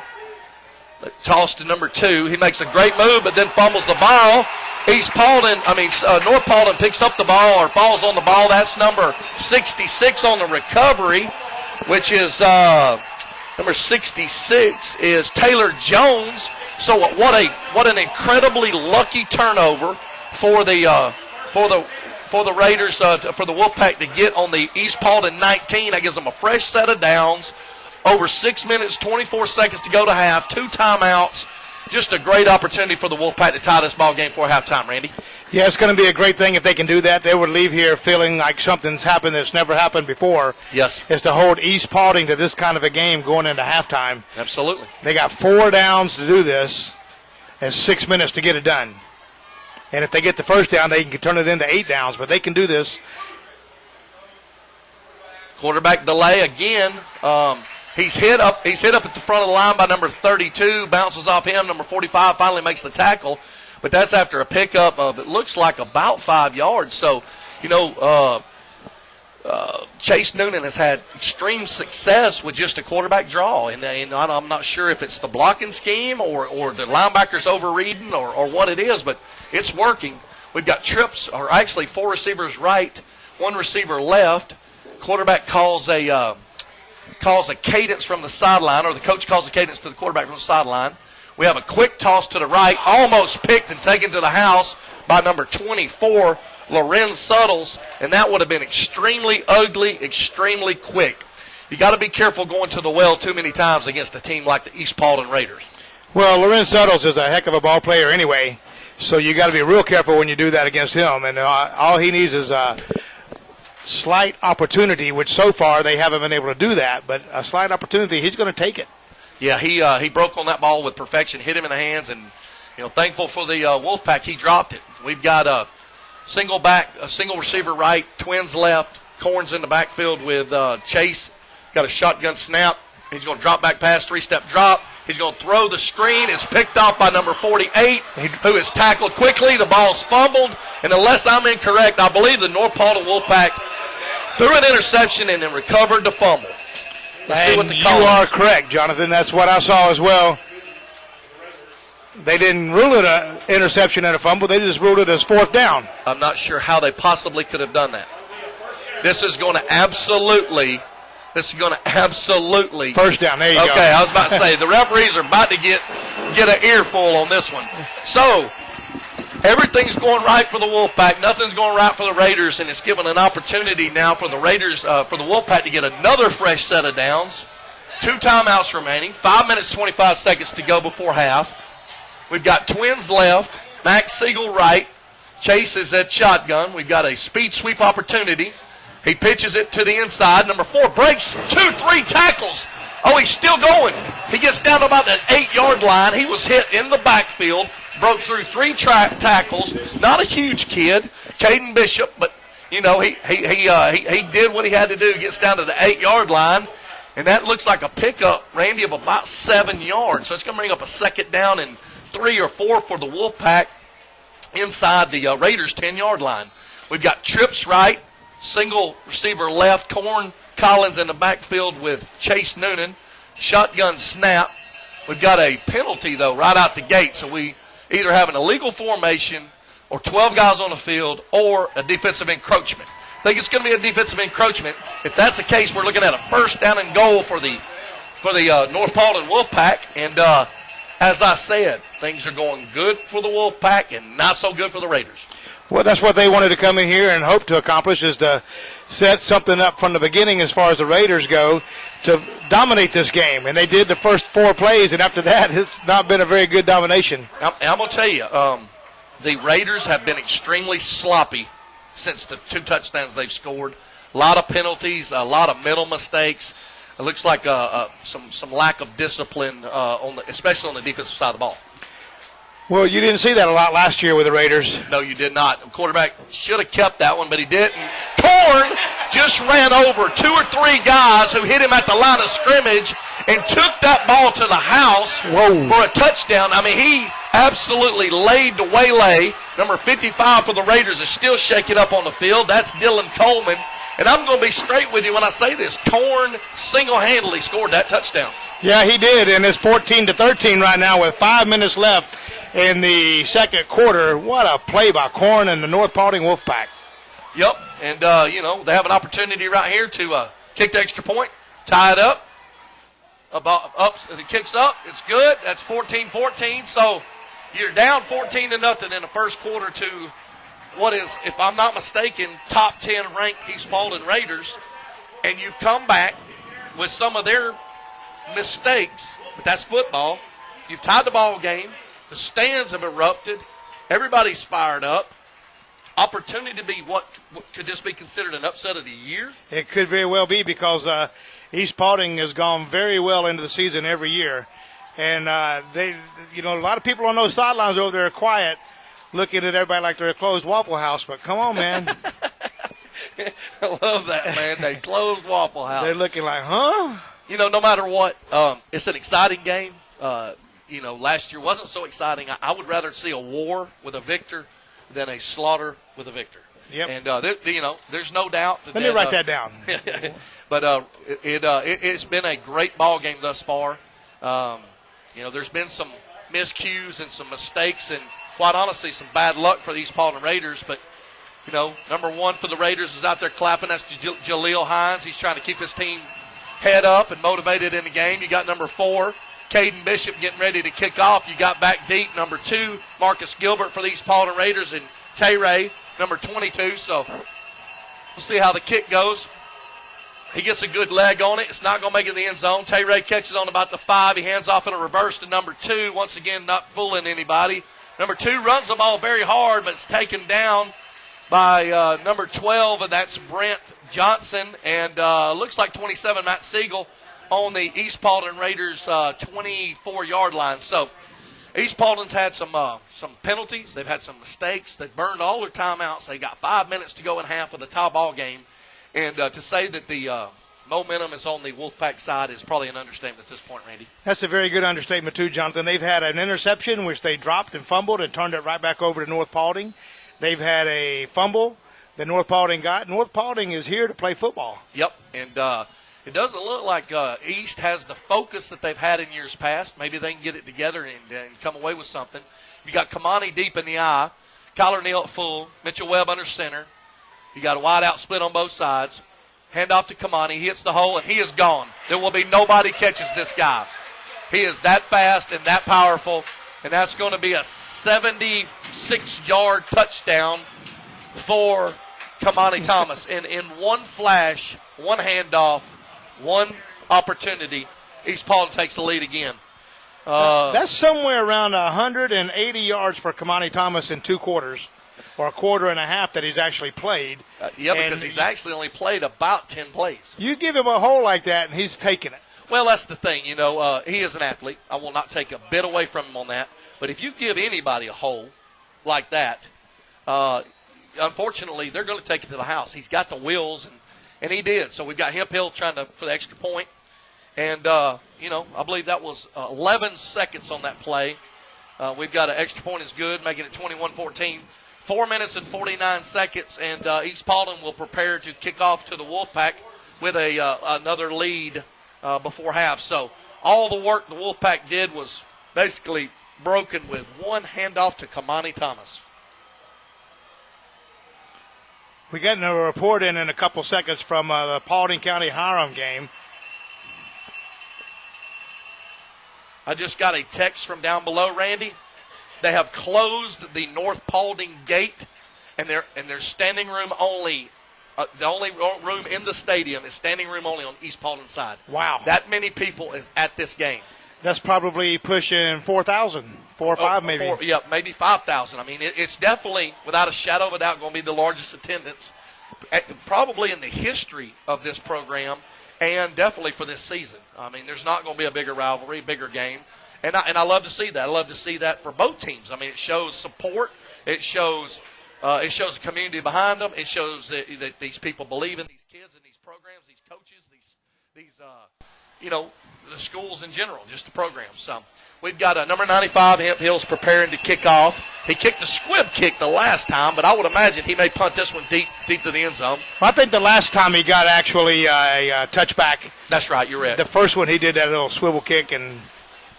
It's still winning the end zone. Still winning the end zone.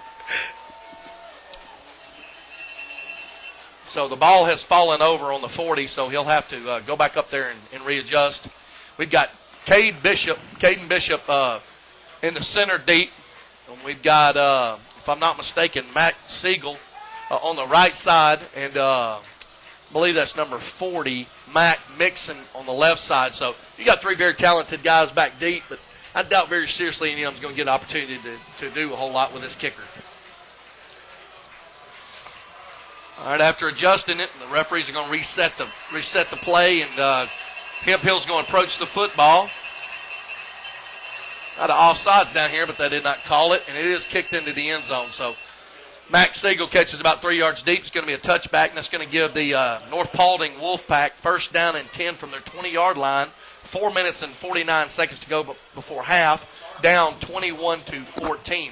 What did you find out about the South Paulding score? Well, the last I heard on the South Paulding score was 28-0 Rome over South. I'm trying to get the score now for the Hiram. Oh, here we go.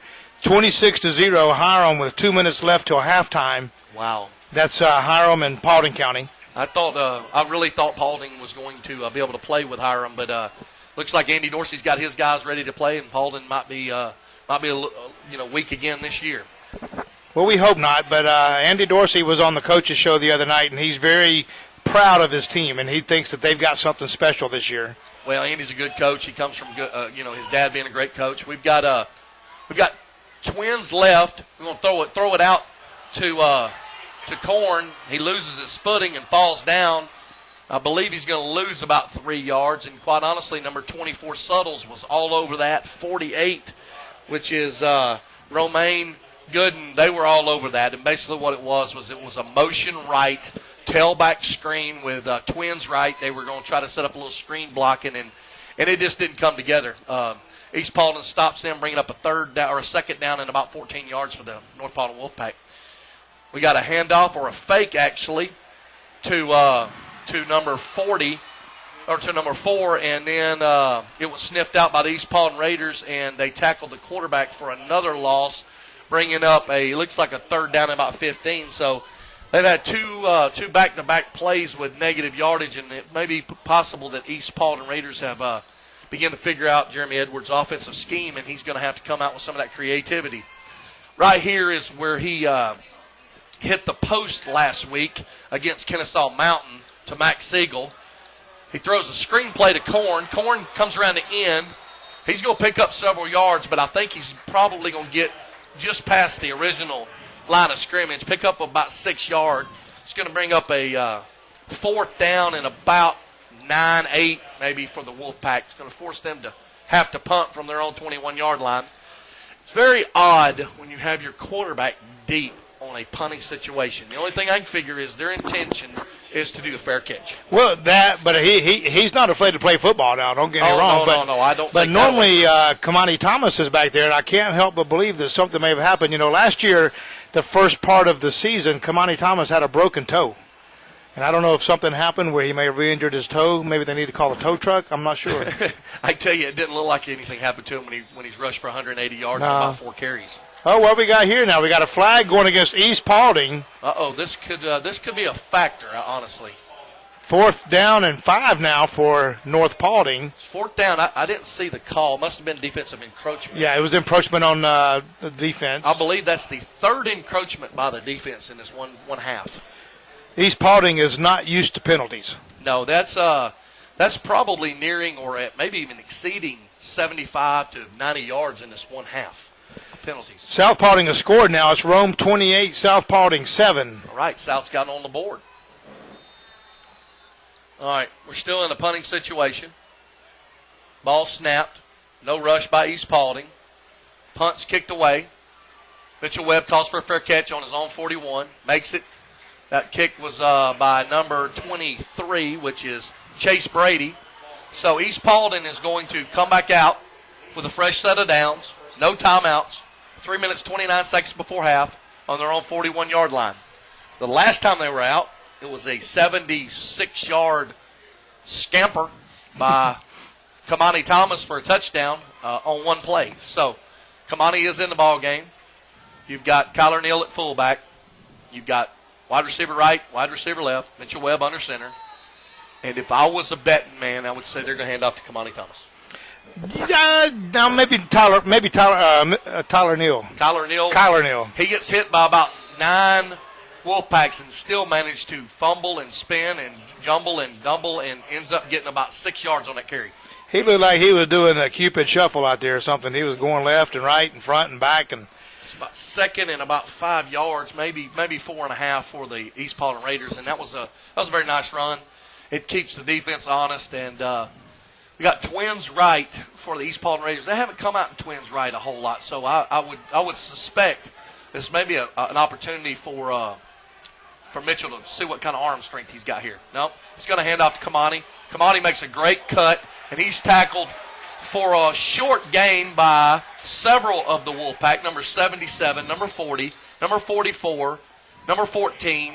So it was a herd of the Wolfpack, I guess a pack of the Wolfpack, I guess is the proper term, huh? You can call it that if you want to, Jonathan, because you are Jonathan Jones, and you can call it what you want. That's exactly right. We had number 44 for North Paulding lose his helmet, and I think under the new rules this year, if your helmet comes off during the play, you got to come out for one play. That's exactly right. So he's on the sidelines now for North Paulding, but he put a mojo on Kamani Thomas that time. That's Nelson Bansimmer, I think's the way you say it, and he is an animal. Just to be around him, he physically is a specimen. We've got an offset eye with Kamani at tailback. Mitchell hands off to Kamani. Kamani's hit in the backfield, or actually cuts in the backfield. He's tackled by a host of Raiders, including number 92, 77, 40, and 42, but he picks up about 4 or 5 yards and a first down. He gets up slow, Randy, as if it looks like he is having some issues with either his heel or his ankle, maybe his knee. I'm not real sure. But nevertheless, it's a first down for the East Paulding Raiders in North Paulding Wolfpack territory on their 47-yard line. Well, he's only ran for a little over 230 yards tonight, so maybe he's a little bit tired. I'm not sure, but that's in the first half. With 1 minute and 50 seconds to go, he might pick up another 40-something yards here. We got a pass by Mitchell Webb. He hits number 24, Suttle. Suttle breaks the first tackle. He's tackled by, I think, 21, or actually number 91, Jordan Ragnoth. But if he don't make that tackle, he's gone to the house. So Marin Suttles picks up about 4 or 5 on that. Basically, looks like a little halfback out pass. And it's one of the really one of the only passes that's been completed by Mitchell, if I'm not mistaken. So, yeah, it's one of 2 or 3, not many at all tonight. Mitchell's under center, tailback, Kamani. Had some movement in the backfield. They hit Kamani in the backfield, and he's tackled by a host of folks. He just did not look like he was running 100%, did he, Randy? No, he didn't. I think he might be really tired or really hurt. He's going off the field. I believe he's hurt. Tay Ray's coming in. You know, the bad thing about Thomas not being in the ball game is you got Tay Ray in the ball game. Yeah, that's the only thing bad about it. You know, if he's not out there, Tay Ray is. And if Tay Ray's not there, Kamani is. So they're looking at Kamani on the sideline, Jonathan, so he is injured some way. Yeah, he's some way. He's hurt. You've got Kyler Neal coming out of the backfield for about a 6-yard gain. I'm not sure if he got a first down. That was 3rd down to about 7. I believe he got about 6. It'll depend on the spot. If not, it's going to be 4th down and 1 inside the Wolfpack. You know they're going to go for it, so it's probably... Yeah, it is 4th and 1, Jonathan. 38 seconds left. They're going to go for this. I wouldn't be surprised here. Here comes big number 89 in the game. Big 89's big tight end. They usually run a power package, but with 38 seconds, no timeouts, told you them timeouts might come to be important. Yeah, you know what you're talking about when you talk football. I'm telling you what, you are an amazing character. We've got I formation. It looks like we've got wide receiver left, wide receiver right, tight end right. Just going to hand off to Tay Ray. We've got a flag. We've got some extracurricular activity after play, no additional flags, but I believe you're going to get a hold on the offense, which is not going to be good for the East Paulding Raiders. Well, I don't know. That flag came from the defensive backfield. It did come from it, but I think it was a hold on the center. I could be wrong, but I believe it is a hold on the center. Let's see. Dun, dun, dun, dun, dun. Nope, chop block. It was a chop block. What that is this year the High School Association has banned all chop blocks. You can no longer block below the waist at any form, by anybody. So, unfortunately for not only these Paulding Raiders, but most of the high school world, that's going to be a lesson that's learned the hard way because they're just used to doing it. They've been doing it since they were kids, and, now that it's banned, that's the second chop block by the East Paulding Raiders. So that's a 10-yard penalty. That's going to bring up 4th down in about 11 or 12 yards, 32 seconds. If you're the Wolfpack, you're excited about the call. Unfortunately, you've got to contend now with Mitchell Webb and that arm and the opportunity for him to hit somebody. It looks like they're pulling Mitchell off the field. They're going to play a little conservative football, and they're going to punt this. I don't say that I could blame them, but at midfield, with 32 seconds, might be worth the risk to go into half with an opportunity to. And North Paulding is going to call a timeout, Jonathan. Well, they've got them. They might as well use them. You can't take them with eat them at halftime. I don't know. Maybe what do you see a fake here? Maybe. No. To be honest with you, I'm definitely not knowledgeable of the Goddard coaching style, but if I was going to go for it, I'd have went for it. I got the quarterback. I'm definitely not going to take him off the field. And we all looked at the punter, great punter, but I don't think he's a quarterback. So, I don't see a fake as an opportunity. If they did a fake, I think they would have just went for it with their regular offense. I will say that North Paulding better be glad that they called timeout because it looks like they were missing personnel, and that may have been why they called timeout. But nevertheless, you got them. Clock management's important. They've got one more, so, maybe they can get something, something good happen. They've had some good luck in this first half. Maybe they can get some more good luck. Snap over the head, bad kick, something of that nature, possible return. Anything can happen. Yep. So block. Yep, possibly. And that may be what they're doing. They may be setting up to go after it. It's a good opportunity and field position for a block with 38 seconds and a quarterback like they have. You got plenty of time. Yep. They're not in a punt return formation, which is surprising to me. They've got everybody stacked up deep as if they are concerned with an opportunity at a fake. But that's pretty much going to end the half then because they don't have a return man. The clock's going to roll dead on about the 4 or 5, maybe even inside that. Clock's going to not run out, but that's probably not what I would have called. I probably at a minimum would have set up a return or went for the block because now you've got to take a snap, 20 seconds, and an opportunity to fumble the ball in the snap.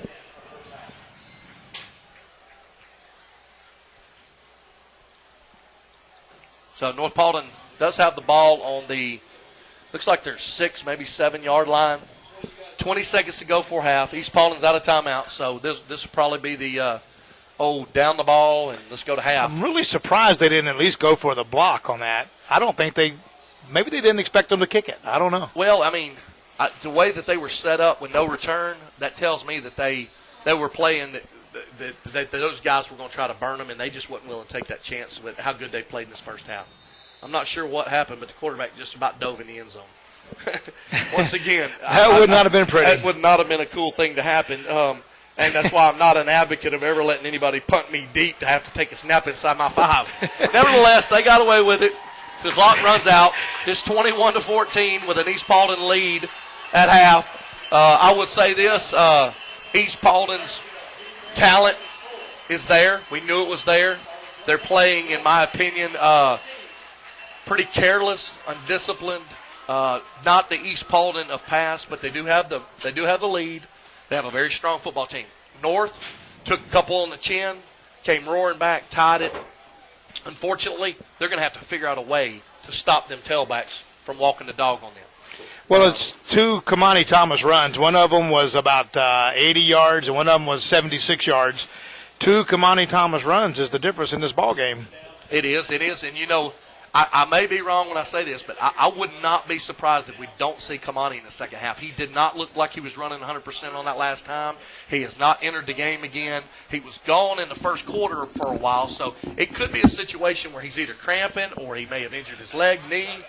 I'm not sure what it is, but you know, at a minimum, they've got a backup that's young but nearly as good. Tay Ray's an excellent ball player, so. No, I'm not sure that they're too overly concerned.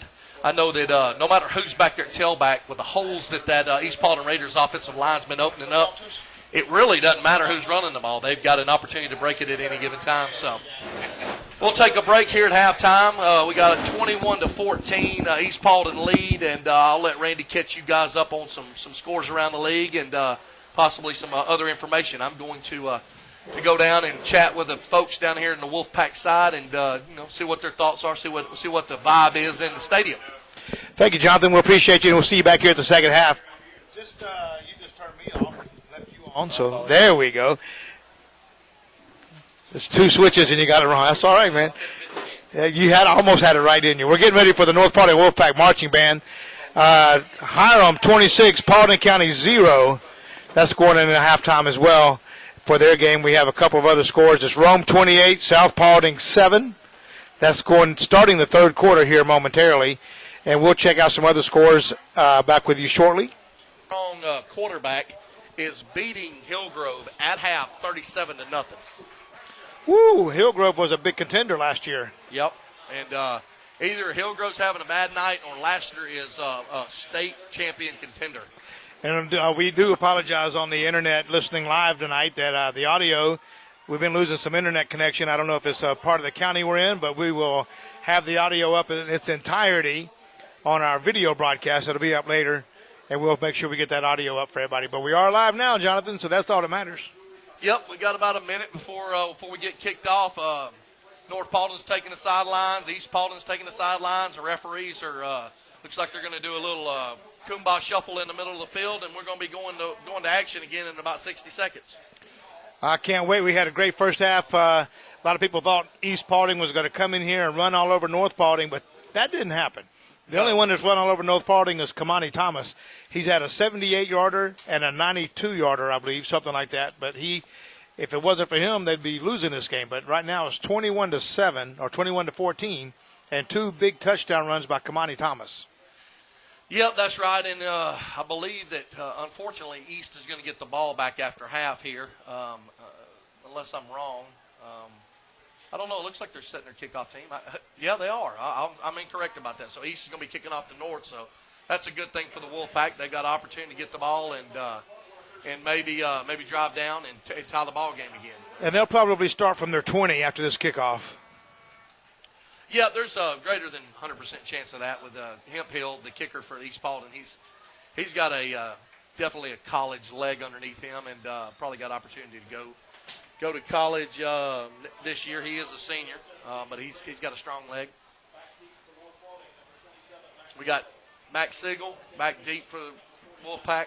We've got Caden Bishop, number 4, and we got Matt Nixon back deep. So one of them three will catch it in the end zone. Or watch it go by, one of the two. One of the two, that's right. See if we can't get online and find some more high school scores tonight. South 107 is actually a good spot to try to get some of those scores. South who? South 107. It's a small radio station out around. Not as big as 278 The Mix by any means. Oh, no, it is. Squib kick. It's caught by, it's bobbled by Matt Siegel. Got a great block. Matt Siegel's broke it. He's going to take it down about the 25, 26-yard line. I'll tell you, that was all opened up by number 4, Caden Bishop, come flying in there. He's not a big kid. He laid the wood to somebody on the East Paulding Raiders and sprung Matt Siegel. Mac is a very, very fast wide receiver. And that was a pretty good return down to about the 25, 26-yard line for the Wolfpack. So not a bad return and not a bad start for the second half of the North Paulding Wolfpack. Yeah, I got a nice little sales rep from South 107 that I buy ads from for Stars and Strikes. And I like what they do there. It's a great radio station, by the way. You might know her, Jeannie Jones. Oh, yeah, Jeannie Jones. Yeah, I'm kin to her, too. Are you kin to all the Joneses? I'm kin to most of them. I actually missed that play because I was playing on my phone. But it's going to be a second down, whatever it is. It looks like they gained about 3.5, 4 yards. So a fairly productive first down. I'm not sure what the play was. But it was an end around, a sweep around this side. Sweep, okay. You got two backs in the backfield with the quarterback. He fakes to one of them. Oh, he throws the ball, but unfortunately he led the receiver too much. I won't say the receiver was open because number 25 for the East Paulding Raiders, which is Malik Bruce, a junior, had good coverage on him. It was intended for number 40, which is Matt Mixon. Unfortunately, Chase Noonan led him a little bit too much, and so that ball's incomplete. Going to bring up a third down and about 6.5, 7 yards for the Wolfpack on their own 29-yard line. Got twins right, twins left. Corin Collins goes in motion to the right. We've got a receiver. He fired the ball maybe just a little too hard to Max Siegel. Hit him in the chest, bounced off of him for an incomplete pass. Unfortunately, that is 1, 2, 3, and we're going to see another punt by the North Paulding Wolfpack. Once again, the leader of basically the Raiders, offense and defense, is Mitchell Webb, and he's going to be back deep, assuming to catch the fair catch. Number 23 for the North Paulding Wolfpack, Chase Brady's back in to punt, and that was a disappointing series for the North Paulding Wolfpack.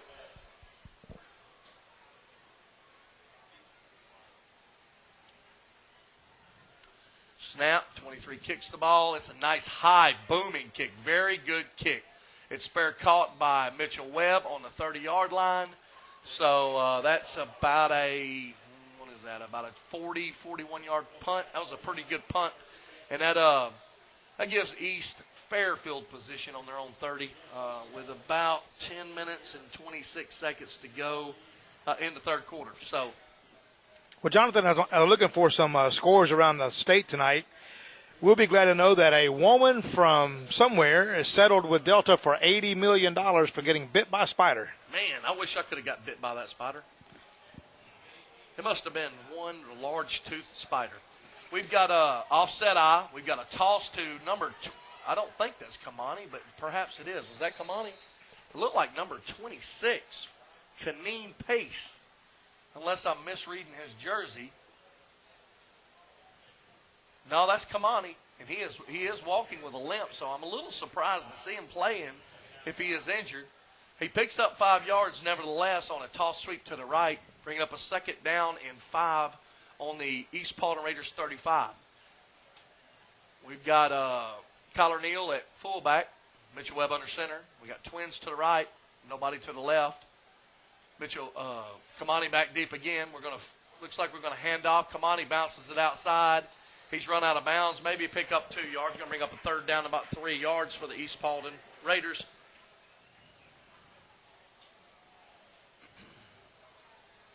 I spoke with the coaches at halftime for East Paulding, and they were unaware of any injury to Kamani Thomas, but he is definitely limping out there tonight. Yeah, we got East Paulding with on the right hashes as they face the North Paulding Wolfpack field house. They're going to have number 2 wide to the left. We're going to have number 24 Suttles to the right, I formation, offset to the wide side of the field. Kamani back deep. Going to fake to Kamani, and they're going to look to throw to the big tight end. And what an animal he is, about 6'2", 3", and it was incredible coverage by number 42, Mitchell Kinney, to break up that pass, because that kid towers over most of the entire North Paulding football team, and it was an incomplete pass. It was well thrown, just great coverage. Brings up a 4th down and 4 from the East Paulding 36-37. So North comes out 1-2-3 with a punt, and the East comes out 1-2-3 with a punt. So it looks like the coaches made proper adjustments. They've studied this. They both have structured their defense to be a little bit stronger. And you've got number 99 back. That's Esteban Ayala for East Paulding. He kicks a floater that's going into a end, and it's fair caught by number 4, Caden Bishop, on the North Paulding 33, 34-yard line. So what we've had is just a trading of 2 punts in this first half. 9 minutes and 31 seconds to go. North Paulding Wolfpack will have the ball, 1st down and 10.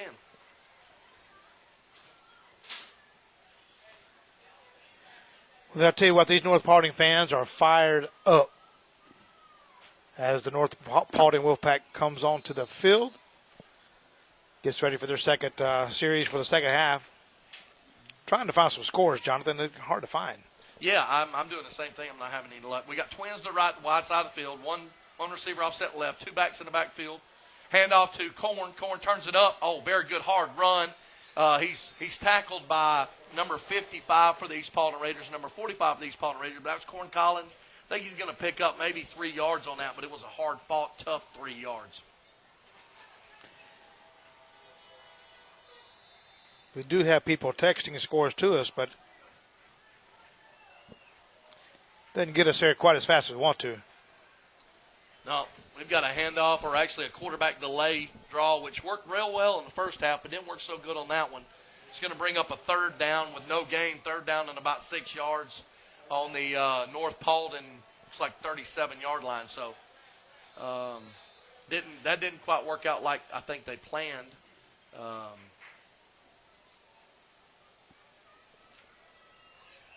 You got twins to the right. You got a roll to the right.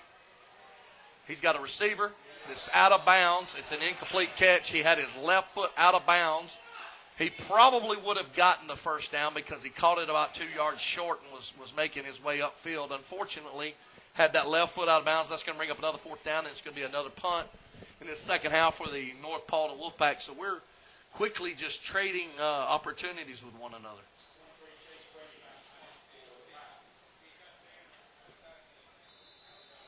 Chase Brady, number 23, is the punter. Once again, you got Mitchell Webb back deep, which is quite honestly one of the oddest things I think I've ever seen when you've got Mitchell Webb starting quarterback back deep. I mean, I know he's I don't understand that. I bet his dad don't understand it either. I mean, I'm not saying he shouldn't be back there by any means, but I wouldn't have my quarterback back there. I would have a returner. I know he's sure-handed, and maybe that's their intent. He's just going to fair catch it, and that's what he did. And he bobbled it, but he held on to it on the 27-yard line. So Mitchell and his gang is going to get another opportunity with a 1st down and 10 on their own 27-yard line. 8 minutes and 22 seconds left in the 3rd quarter. A fairly eventless, boring second half thus far, and maybe it'll kick into gear before we know it.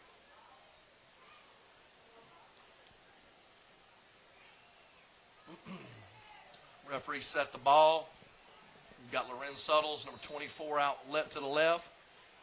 We've got a new look. We've got Kyler Neal at left tight end. Now, I could see that as being a problem for North Paulding if they don't notice that. We got a shotgun. Oh, we've got Mitchell Webb. He's going on a quarterback sweep to the right. We've got a hold in the backfield. He picks up about 8. Mitchell Webb is limping very badly. Looks like he has hurt his right ankle, possible right calf, or maybe cramping, and all of that for naught. He has a cramp. Mitchell Webb is on the sideline with a cramp. You will see a backup quarterback come into the ball game, and all of that resulted in a 10-yard loss due to a holding penalty. Well, the backup quarterback is going to be Peyton Paris, I believe. That is correct. Peyton is one of the many, I think there's 7,000 Parises in Paulding, and he's one of them. He is one of the Parises, and he's going to be a sophomore. And he did get a chance to play a while, a little bit last year. as he is coming in. Peyton's a long, lanky kid, number 18, I believe, for East Paulding. Yeah, he reminds me of Cole. Well, he reminds me of his dad, Ben, and he reminds me of Cole. Cole was a very, very good quarterback. I guess it's been 5 years now. Peyton is I'm going to tell you about Peyton. Peyton is as tough as they come. One time he jumped off of a hay barn and broke both his arms and rode his motorcycle back to the house to tell his mom and dad. Is that right? Yeah, very tough kid. Fumbled on a play. We have a fumble, and we have a recovery by number 47 for the East Paulding Raiders, which is Grant Troop. And it looks like the negative luck, the bad luck for East has continued in the second half, and the horseshoe is still on the side of the North Paulding Wolfpack. First down and 10 on the East Paulding Raiders 15-yard line, and an opportunity to tie this ball game. I was talking to Mitchell Webb earlier, and he mentioned to me that they have a new center. Okay. And he was kind of unsure about things with that tonight and see how it goes. But my understanding is they do have a new center on the team. I could be wrong. I talked to so many people, but I do believe him telling me that they had a new center. Mitchell Webb is also off of the defense. Okay, we've got a twins right. We've got a handoff, to the left. I believe that's number 46, hits the hole fast. That's Mr. Mays. And, yeah, he's hit hard, taken down. He's a very, very fast kid. If I'm not mistaken, either a sophomore or junior, really, really quick kid. He hits the hole quick, but he only got about a yard, maybe 2 yards. So, and I guess I'm just not going to find any scores, Coach, because I have looked and looked and looked. I can't get a score. A pass to the end zone falls incomplete, but it was almost caught by Max Siegel. That would have been a touchdown, and it was almost dead on the money. So we got a third down and about 9 on the East Paulding's 14-yard line, 7 minutes, 21 seconds, and they really don't need to miss an opportunity to put points on the board with the unfortunate fumble by the East Paulding Raiders in the last possession. He's back. He throws the ball. Perfect. Right over the middle. It is a touchdown to number 40. Touchdown to number 40. It is called incomplete. I guess he did not retain possession long enough for it to count as a catch. It was dead on the money. Number 40 caught the ball, Matt Mixon, but apparently he didn't have it long enough. He was hit hard by number 25, which is Malik Bruce. He knocked the ball loose, and the outcome is no points. That's fourth down, and it looks like they're going to bring on the field goal team to try to at least put some points on the board with this opportunity. As soon as he got possession, you cross the goal line, it's a touchdown. Yeah, yeah, that was a tough call. Either he was bobbling it when he got hit, or that's the only thing it could have been, because he definitely caught it in the end zone. So he must not have had full possession. Is the only thing I figured. Yeah, they did. Who kicked that ball? The kicker. I'm not sure who it was.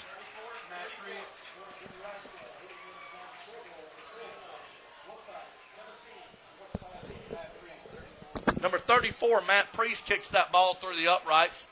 It's about a 27, 28 yard, and that's going to make the score 21-17. So they didn't get the touchdown that they missed with Max Siegel in the end zone. And then they missed it again with number 40, Matt Mixon, in the end zone. But they did come away with points, and that's all you can do. And that's, it's better to come away with points than to come away with nothing. So we have 7 minutes to go in the third quarter. The score is 21-17. East Paulding leading the Wolfpack here at the North Paulding Wolfpack Stadium. Jonathan, I have some scores now. If you'll give me a second, I will read those scores off to you guys. All right, we got 37-21, 21-7, 21-10. Would you like to know who's playing? It would be nice. We have Lassiter 37, Hillgrove 21 now. Kennesaw Mountain 7, Kennesaw Mountain 21, Sprayberry 7, Harrison 21, Woodstock 10, Marietta 27, Pope 0. Coach Garland Baker coaching that game. North Cobb 15, Stars Mill 3, South Cobb 15, Westlake 6, Southwest DeKalb 14, Pebblebrook 0. That was a squib kick. Number 25 catches the ball goes around to the right sideline, and if I'm not mistaken, they may have called in for an out-of-bounds hit, which is a very bad call because I'm pretty sure he made contact inbounds. We have a new school in the region, Woodland of Bartow County, playing Altoona tonight. 38-7 Altoona in the third quarter over Woodland High School of Bartow County. Osborne 8, McNair 8, Walton, McEachern, no score. That game started at 9:30. That's part of the I-75 challenge, I think, going on tonight. North Cobb Christian won their first game and didn't take the first snap. Well, they had a uniform snafu. We had a forfeit. Well, that's nice. Yeah. You know, one thing that comes across on that is that Nobody got hurt in that game, though. that Kennesaw Mountain's beating Sprayberry 21-7. That tells you that the Wolfpack do have a strong team because they beat them last week in a scrimmage 17-0. So you've got I can't tell if that's Mitchell Webb under center. I believe it is Mitchell Webb. Mitchell Webb's back under center. He hands off to Collar up the middle. Collar once again grinds and bumbles and rumbles and stumbles and gets about 5 yards. He usually is good for 5 yards. Both of these teams are pushing the envelope a little bit, Jonathan. They're playing some football, and the refs, as long as they're letting them do it, they're doing it. We got Collar Neal is now down on the, and I think here's what it is: the humidity, first game, jamborees are not the full length; they don't get the full reps. So these kids are dehydrating, they're cramping.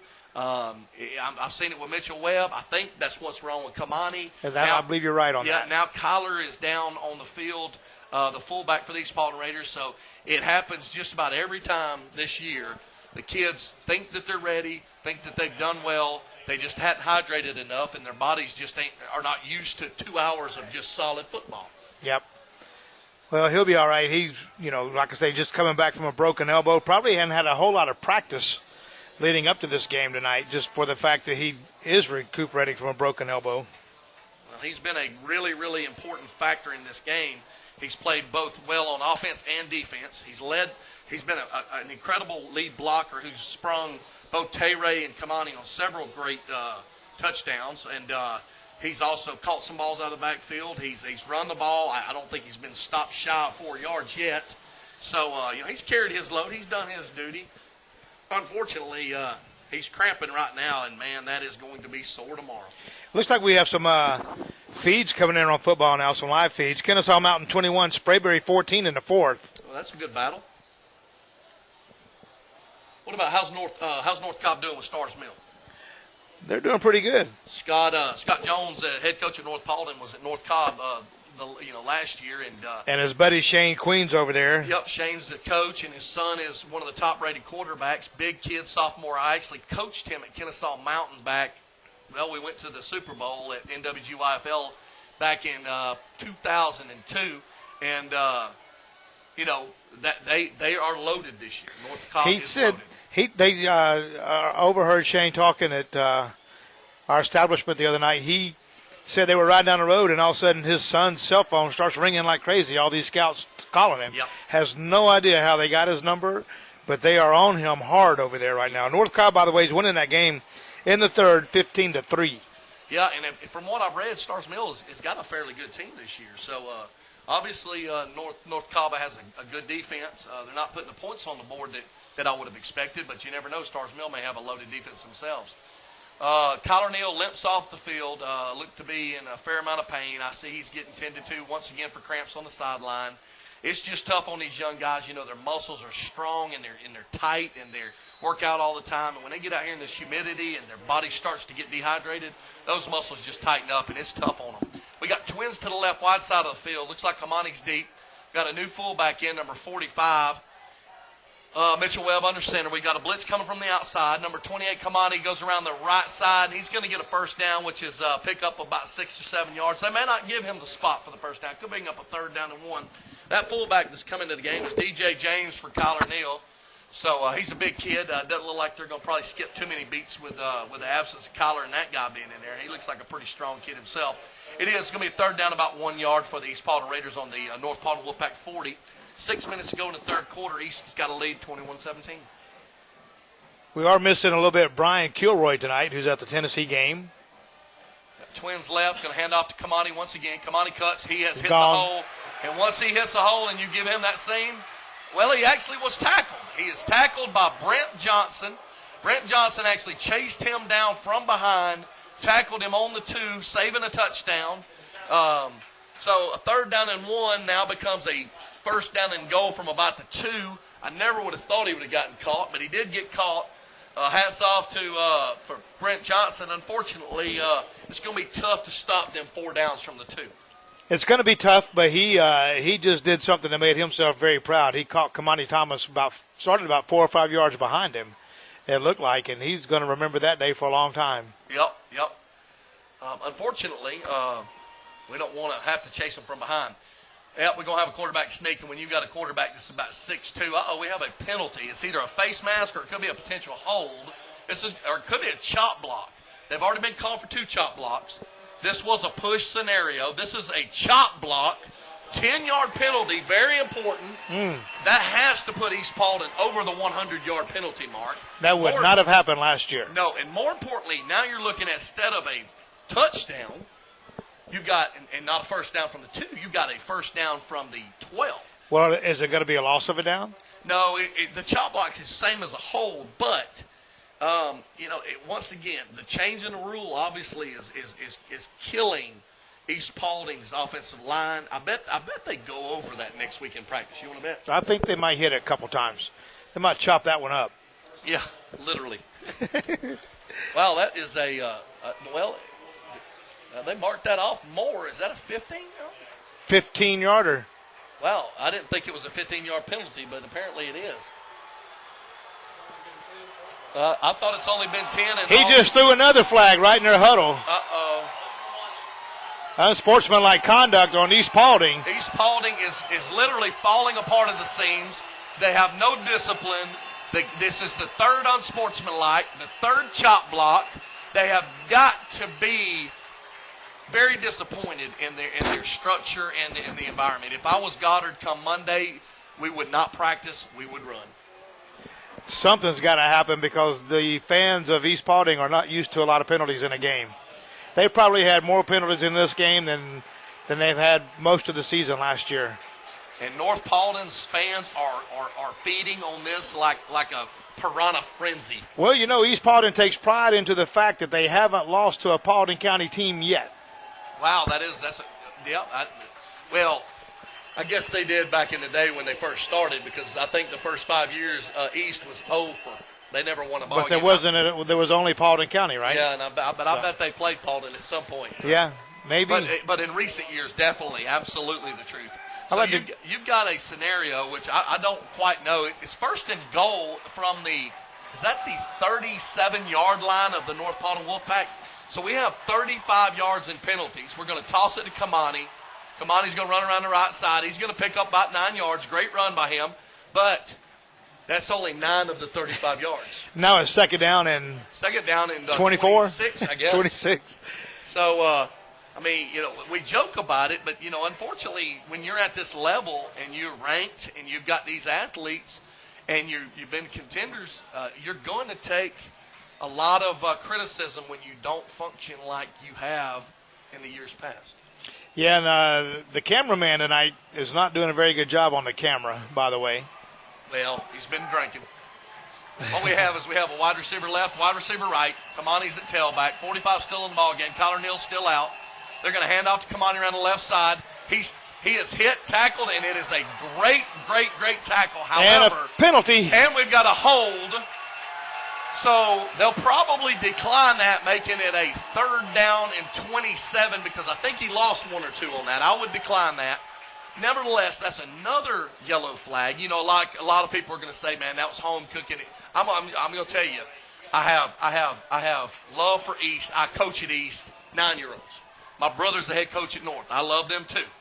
I don't think there's been a one-sided referee. I think it has literally been a one-sided penalty game is what it's been. Exactly. Nevertheless, they did decline that, correct? Okay, yes. So that's going to bring up 3rd down from the 20, looks like 26. So 3rd and goal from the 26.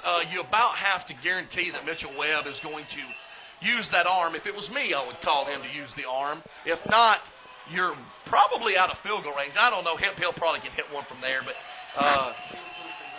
yep. We're under 5 minutes to go to the end of the 3rd quarter. We got Twins to the right, Twins to the left. It's definitely a throwing opportunity. A flag, Jonathan. We got another flag. I'm going to guess that it's against North because they're pointed to him. I think number 14 was in the neutral zone, so that's going to be a defensive encroachment. So that's going to help out East. It's going to bring them down to the 21, so they're 3rd and goal from the 21. I hope that the safeties for North are ready for Lorenz Suttles and Marcus Gilbert and those guys because Mitchell's going to have an opportunity to throw to him right here. Mitchell's shotgun. He's going to do a 3-step drop. He's got all the time in the world. He throws a great pass over the Whoa! but it's dropped. A diving catch by Lorenz Suttles, dropped in the back of the end zone. Very lucky for the Wolfpack because he was open. I didn't even see where he came from. I thought he was throwing it to number 2 out there. No. And Lorenz came from way across the field and did dive, stretched out, beautiful. Yep. Lorenz was actually the inside twin on the right side, did a post, was open, slightly overthrown, could have caught it, dropped the ball, and it looks like we are going to see if Hemp Hill, I assume is the field goal kicker. It is. Yes. We'll see if he has the leg to kick what appears to be is that a 38-yard field goal? Well, you got to add 10 to it. Yep, so that's 38. Kick is up, and it appears to be good. It's good. It looks like it would have been good from about 58. And that makes it a 24-17 ball game, a 7-point differential, 4 minutes, 17 seconds to go. East Paulding has the lead. Quite honestly, I can't say that North did anything right to stop them from scoring, but East did a whole lot wrong to not score their touchdown. Yep. So it's been a good night of football. It's been a tough battle, and it's 24-17. East Paulding's leading North. 4 minutes 17 seconds to go before the beginning of the fourth quarter. You got any new scores on the update here? Well, let's check it out and see what we got here. Cobb Football Friday. This is the compliments of the Marietta Daily Journal website. Lassiter 37, Hillgrove 29 in the fourth. Sprayberry, Kennesaw Mountain, Kennesaw over Sprayberry 21-16. 21 Harrison, Woodstock 10, Marietta 27, Pope 0. North Cobb 22, Stars Mill 3, Westlake and South Cobb by 1, 15-14. Southwest DeKalb 14, Pebblebrook 0. Pace Academy 17, Whitfield Academy 8. Allatoona strong. Our Lady of Mercy, those doing well tonight, 22-7 over Mount Perrin. Altoona 45, Woodland and Bartow 14. Osborne McNair tied at 8. 0-0, 9:30 game, Walton and McEachern. They're kicking off. They probably kicked off about 5 minutes ago. And North Cobb Christian and Southwest Atlanta Christian forfeit. All right, so we've got East Paulding set to kick off after the field goal, 37-yard field goal by Hemp Hill. Hemp Hill's getting ready to kick off.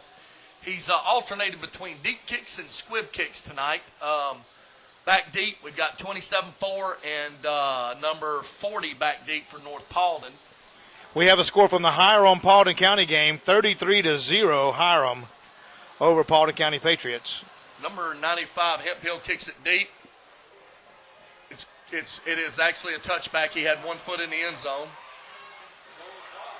I'm not sure why they allowed him to run out with his foot in the end zone. Did I miss that? Didn't he have his foot in the end zone? Okay, I guess the referee missed that. So instead of 1st down and 10 from the 20, they're going to have 1st down and 10 from the 17, which is fairly odd. The white hat was approximately 7 feet away from that returner. So nevertheless, it was a missed call, and North Paulding's going to get 1st down and 10 on their 17-yard line. 4 minutes, 11 seconds to go in the third quarter. Down by a touchdown, 24-17. Got Max Siegel wide to the right. Got Twins right. 1 back left. Got Korn and Caden in the backfield with Chase Noonan at quarterback. He does a fake, wide open across the middle is number 40. He's hit, tackled by number 25, but that was a very good fake, very good play. Tackle was made by Malik Bruce. Catch was made by Matt Mixon. That's going to get them about 20 so yards We'll give them a first down and 10 on their own 38-yard line. It was a very well executed play. Very good fake, play fake, and very good pass. Same formation, going to hand off to Korn. He's going to break around the right side, and unfortunately runs into one of his own guys for no gain. Jonathan, we have another score now. Sprayberry 24, Kennesaw Mountain 21. Wow, they have come back. They come back. It was 24-7, I think, earlier in the game. Yep. Lassiter holds on Trojans 37-29. That's a final. Lassiter Trojans 37, Hillgrove 29. That's our first final score for the night. And that's pretty quick at 9:40. Must not have been any penalties in that game. Nope, and they must have been running the clocks down some. We got a roll to the right by Chase. He throws it to number 40, Matt Mixon, and I think they're going to call it incomplete catch. He had it. Number 12 comes across Trey Lane, lays a smack on him, and he drops the ball. So instead of a first down and 10, he's going to end up with a third down and 10. Instead of being inside Raider territory, he's still on the 38-yard line of North. I will say that he was open, and he had the ball until he got popped. Jonathan, that score, Lassiter 37, Hillgrove 29. They played a doubleheader tonight. That's the earlier game before the 9:30 game at the Battle 75. That's exactly right. It started at 6 o'clock. So quarterback's under a lot of pressure, and he's going to go down. Looks like he's tackled initially by number 39 for the East Paulding Raiders. Also, Lorenz Suttles, 24. 39 is Nick Boyce, a junior. He actually loses a couple yards, actually loses several yards, and that's going to bring up fourth down at about 15. So that dropped ball was very important in that series. It looks like the referees may have a penalty call or some sort of call. We've got a personal foul against the defense. I don't really know if that's a sideline infraction. I believe it's a sideline infraction. It is. They threw it on the defensive coordinator for East Paulding. He's trying to plead his case. The refs have had enough. That's the third or fourth unsportsmanlike conduct. Here's the deal. It's kind of like the IRS. You don't want them on your bad side. So now, instead of fourth down and 16 and a punt opportunity for the Wolfpack, you've got first down and 10 on their own 48 and a new set of downs with 3 minutes to go in the third quarter. Very disappointed in what I'm seeing with the penalties on the visitor side tonight. We got twins to the right, twins to the left. Corn Collins in the backfield with Chase Noonan. Chase takes a snap from the shotgun. He's going to hand off to Corn. Corn's going to run upfield about 2 or 3 yards, and there's a flag thrown. I can assume that the flag is a hold. It's either a hold or a face mask. It's the only two options it could have been. Chop block. That chop block is actually hurting both teams. It's a new rule. First game of the season, the Jamborees, they probably didn't call it very good. I think East's been called 2 or 3, maybe even 4 times. This is maybe the first or second time for North. The last time when East was called, if I'm not mistaken, it was a 15-yard penalty. So I'm anxious to see what they're going to step it off because I'm almost certain the first 2 times it was a 10-yard. So, yeah, they're going to spot it 10-yard penalty, which is confusing me quite to say the least. It was 15 at once, and then it's 10. And anyway, I'm just glad that it's 10 for the Wolfpack instead of 15. That's going to bring up looks like a first down and 20 for the Wolfpack on their own 40. So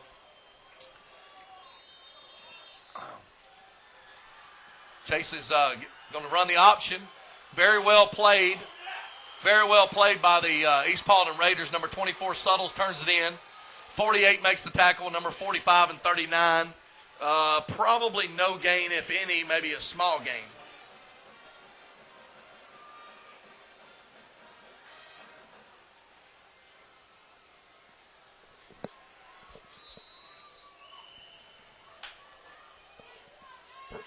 We got twins to the left, single to the right.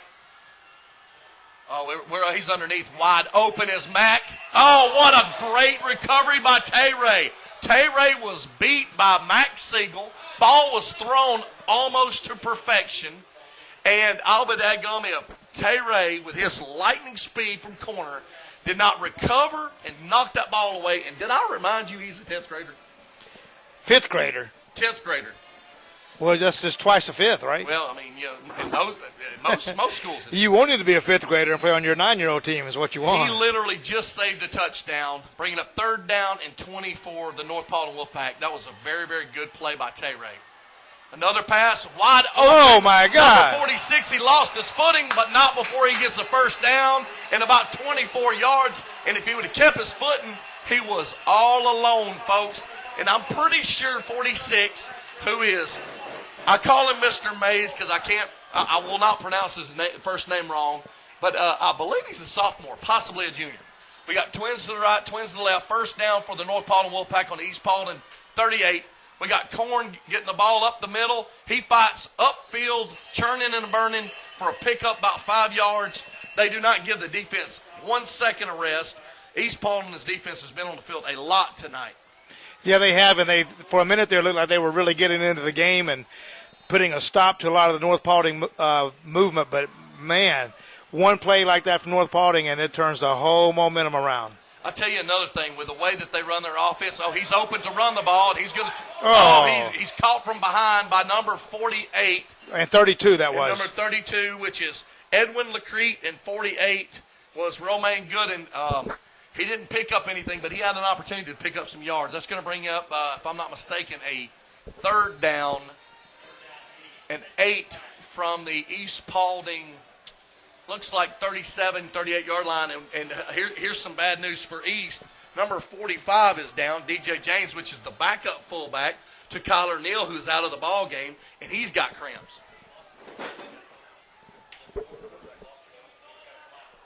North? Oh, and a very unfortunate set of circumstances. North Paulding's quarterback on that play lost his helmet. And the new rule this year is that if you lose your helmet on the field, you must sit out a play. So unless I'm mistaken, number 5 will have to sit out a play. That's going to bring in number 7, Kyle Banks, as the quarterback for at least one play. We've got a injury timeout on the field. Number 45, DJ James, who's the backup fullback for East Paulding, to Kyler Neal. And also the linebacker is down with cramps. So East, we've seen the cramps a little more tough. It's been a little bit more tough for East than it has been for North. But, this humidity and this weather in the state of Georgia in late August is tough. Somebody just needs to get some Modol.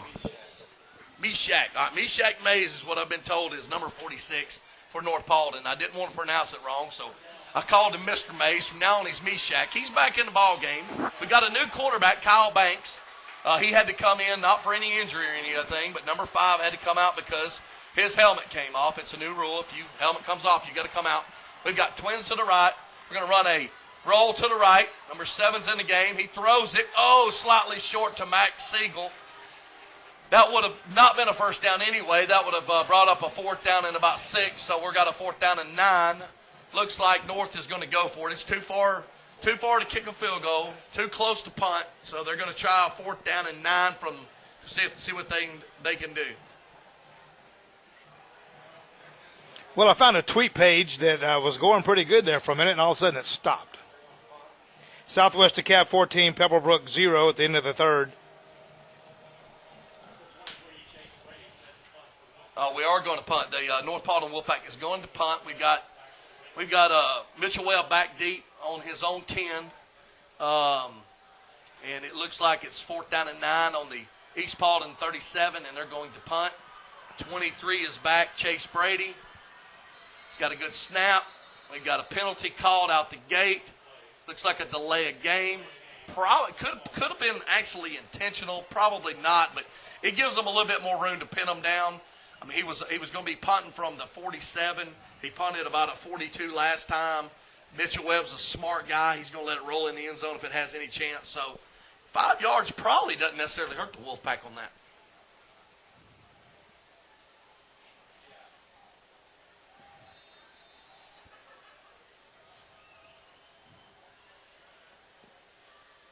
The Lassiter game is just now over at 9:40. Raider game starts in 15 minutes. So they're having a 15-minute delay. Got another penalty. Could be roughing the kicker. Oh, my goodness. That may push them coaches over the edge.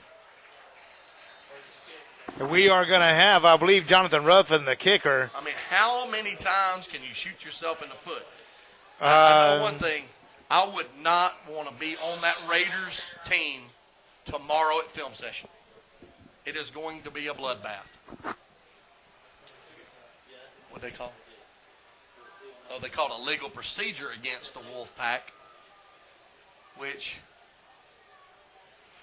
I don't really know how they can call that with the official's flag down right by the, yeah, you know. They threw the flag deep in East territory.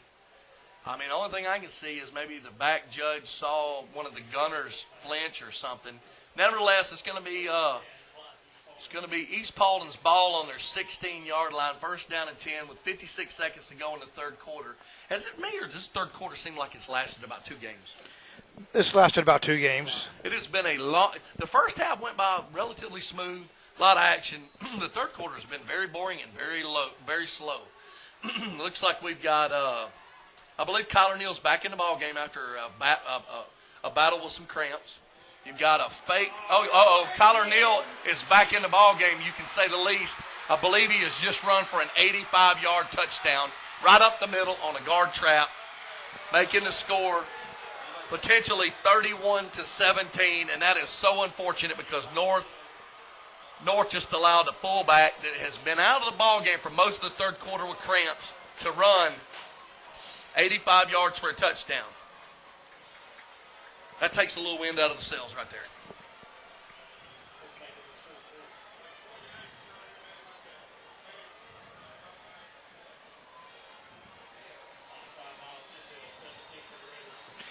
Well, Jonathan, that's 3. Make that 4 70-plus yard touchdown runs for these Paulding Raiders. Yep. As Hemphill kicks that one to Cartersville. Yep, and then that was a 11-second score. 31-17, East is beating North with about 42 seconds to go in the third quarter. So they had them deep in their own territory, right where they wanted them. And unfortunately, Kyler Neal had a different thought process. Broke one on a guard trap, scampered 85 yards. And you're right, without 3 or 4 big plays, really, North is actually winning the game. But East has so many weapons. They've got a fullback that can go, a quarterback that can throw, wide receivers that can catch, 2 tailbacks that are probably as good or better than anybody in this region. So we knew they had weapons, Coach, but I'm not sure we knew they had this many weapons. That's a lot of weapons. Kyler Neal, Kamani Thomas, Tay Ray, Webb. North Paulding is still fired up. They're very much still in this game. Number 47 out there is trying to get these fans up, but they've sat down and be quiet for a moment. Well, you know, they've got a whole other quarter of football. They've got an opportunity. They're only down by 14.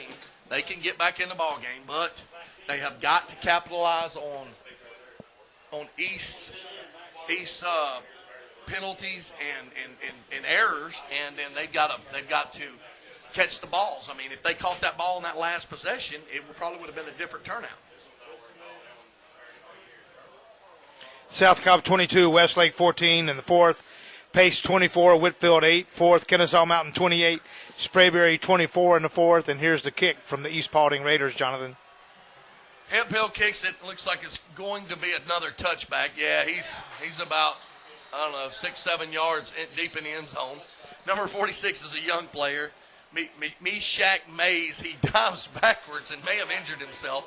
And I guess he was trying to catch that ball for a win in the end zone so he could try to get a run back. I compliment him on his effort, but it went to no avail. That ball was kicked deep in the end zone for another touchback. And North Paulding's going to have the ball on their own 20-yard line, first down and 10, 42 seconds to go in the third quarter, down by 14, 31-17.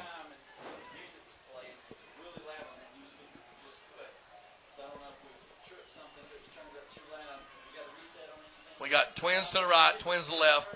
Chase Noonan's back in their game after having to take a break. We've got Corn. He's broke one up the middle. Unfortunately, his own guy cut underneath him, and he had to stop, but he picks up a good 17 yards, gets them out of their own hole there, gets them out to the 37-yard line. That was a very, very explosive play by Corn Collins. And with 35 seconds to go in the third, he got a first down on the 37-yard line for the Wolfpack, and they're going to call it another quick play.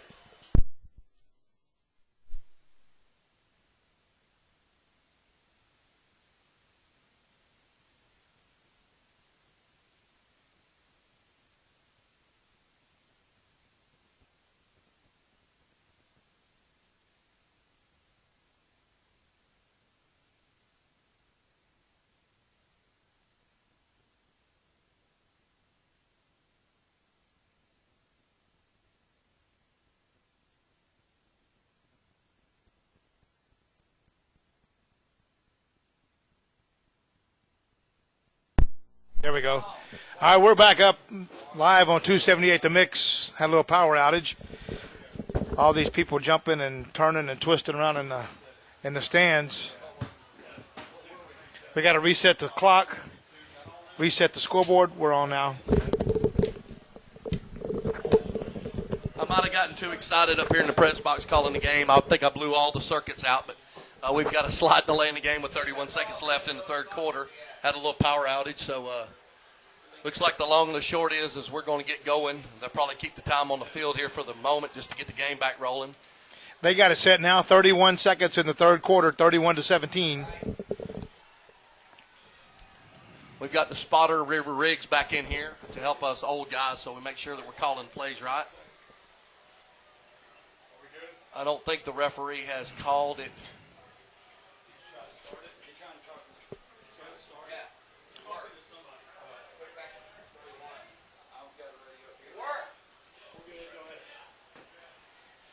Got some confusion going on here. We had a little power outage, and it caused the scoreboard clock to stop, and that stopped the game. And quite honestly, may have stopped. Hurt the North Paulding Wolfpack's momentum. They had we're calling one play right after the other and scampering for 10, 12, 15 yards at a pop. So, nevertheless, it is what it is. We've got two backs in the backfield with Noonan, twins to the right on the short side of the field, one wide receiver to the left. Going to hand off to looks like number 46. I can't really tell. I believe it was 46. And that is Meshach Mays. He goes down with a loss of maybe a yard, possibly two, bringing up a second down and 12 from, looks like midfield. No, East Paulding's 49, so he lost about a yard. That's going to bring second down and 11. Actually, fourth down and 11, I'm sorry. And, no, it should be second down and 11. I'm not sure why they've got fourth down over there on the far side. That's the end of the third quarter. East Paulding has a lead 31-17. It's going to be second down and 11 on East Paulding's 49 for the Wolfpack. And looks like Coach Hines for the North Paulding Wolfpack is going to talk to the White Hat, probably to ask him about a spot or something. They're talking about something with the sidelines over there. I don't know.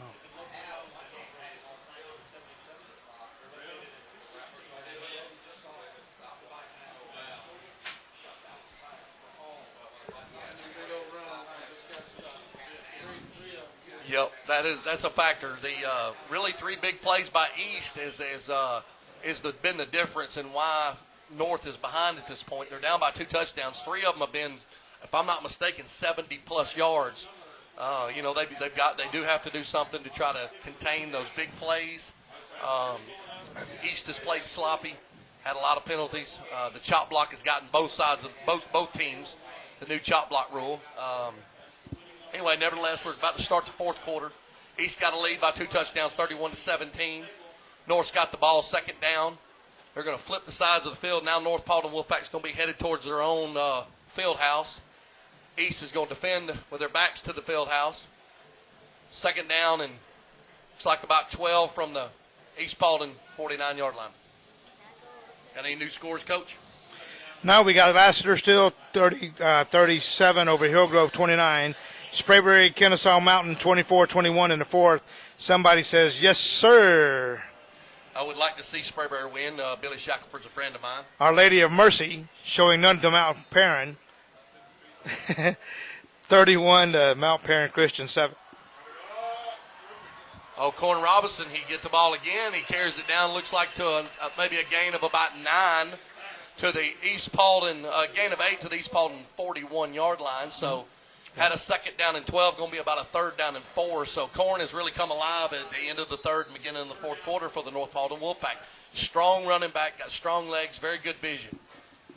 Got twins right, twins left. Looks like East is coming with an all-out blitz. Coach calls an audible from the sidelines. Probably a very good call. I love that North has the ability to change their plans right there on the fly. Still twins left, twins right. Looks like they got a crackback called on the number Kyler Neal, outside linebacker from number 4, Caden Bishop. Nope, they're going to hit Caden Bishop. Oh, they had Caden Bishop open, but unfortunately number 53 and number 30 coming on a blitz. 53 is Connor Christian, and Kyler Neal come on a blitz. They sacked the quarterback for an extensive loss back into their own territory on their 49. That's going to bring up a 4th down, and it looks like about 14. So he had receivers open, but unfortunately the pocket collapsed on him too quick. So number 23 for North is back in the ball game. Chase Brady. He's going to be punting. Ball set on their own 49. Once again, the leader of the team, Mitchell Webb's back on about his 20-yard line to receive the punt. Gets the punt away. It's a high, wobbly kick. We got a fair catch called for by Mitchell Webb. Catches it on, it looks like his 17-yard line. Even though North has been successful in punting and keeping East down in there below the 20, it has not come out fair well since they've had 3 70-plus yard touchdowns. So North has got to do something to stop that big play from happening. Jonathan, we've had an accident at Fulton County Stadium. Fan falls from the upper stand at the Georgia Dome, He lands on another fan on the mezzanine level, and both have been transported to Grady. I guess that's during the Tennessee game. Man, that's terrible. I mean, that's if I'm not mistaken, that's probably a 60-foot fall, or at least a 50. That's 50. That's like falling out a 5-story window and landing on somebody. Kamani lowers his shoulder, and although he's tackled by, looks like number 10 for North, Jacob Guyman, he paid for that. Kamani may have gotten 5 yards on that carry, but he sure did make the free safety pay for that tackle. You got a 2nd down and 5 on the East Paulding 22. East Paulding comes out twins to the right, tight end to the left, I formation with Kyler Neal underneath Kamani. Mitchell Webb under center. Got a blitz for the North Paulding Wolfpack. They're coming hard at it. There's a cut block that is not called. Kamani breaks one tackle. He breaks another tackle. He breaks another tackle.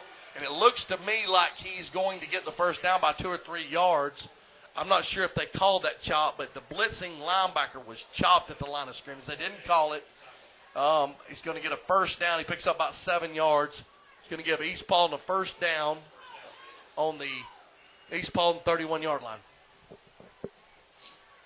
Got 10 minutes to go in the game. East has got the ball. First down. 2-touchdown lead. Mitchell Webb's getting the signal from the sideline.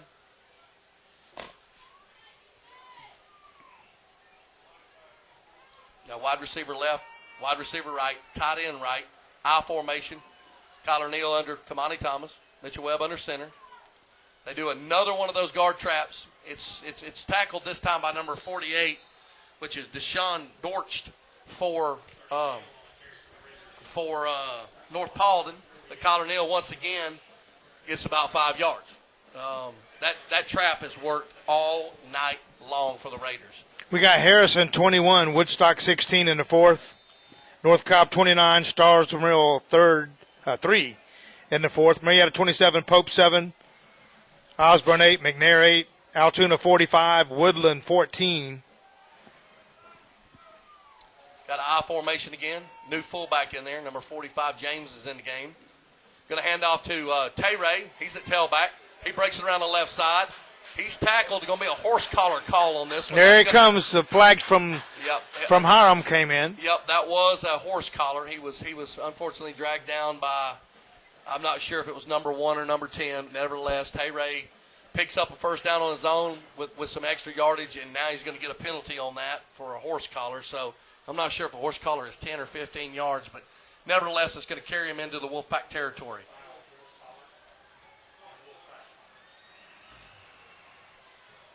That is a 15-yard penalty.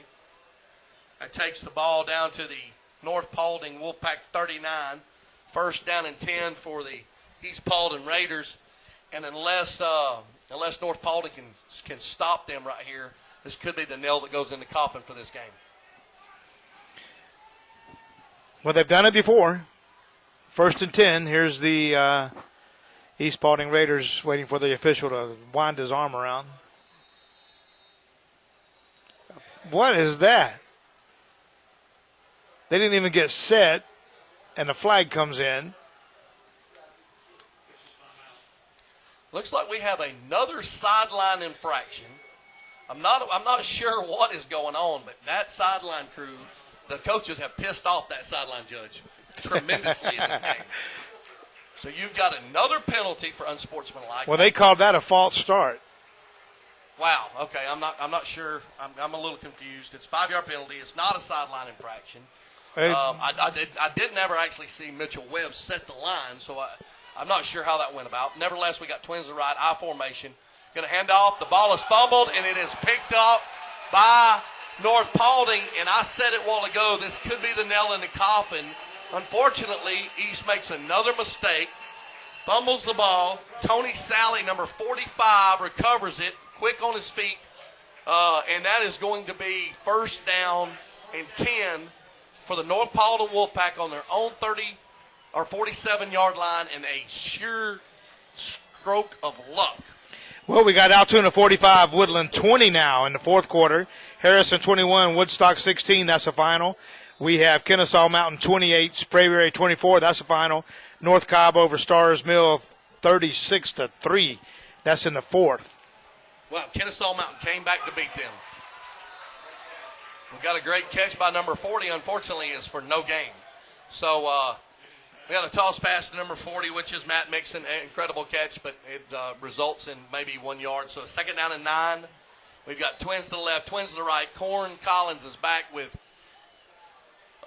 Chase Noonan at quarterback, and we're going to roll. He's going to throw a bubble screen to the right. Should have been caught by Max Siegel. It was dropped. No gains. Going to bring up third down and 9. If North would have caught I would say 7 to 9 passes dropped in this game, it could have been a very, very different score on the scoreboard. But it is impossible for you to have a passing game and be successful if you drop passes. Nevertheless, we got 8 minutes and 20 seconds left in the game. Twins to the left, Twins to the right. Number 5 goes back to shotgun. He's going to throw a screen pass to Corn. Corn catches it. Very good tackle by Lorenz Suttles. Corn takes a lick, or makes him take a lick, but he ends up picking up about 7 or 8, bringing up a fourth down and 3 on the East Paulding 47, and they've got no choice but to go for it.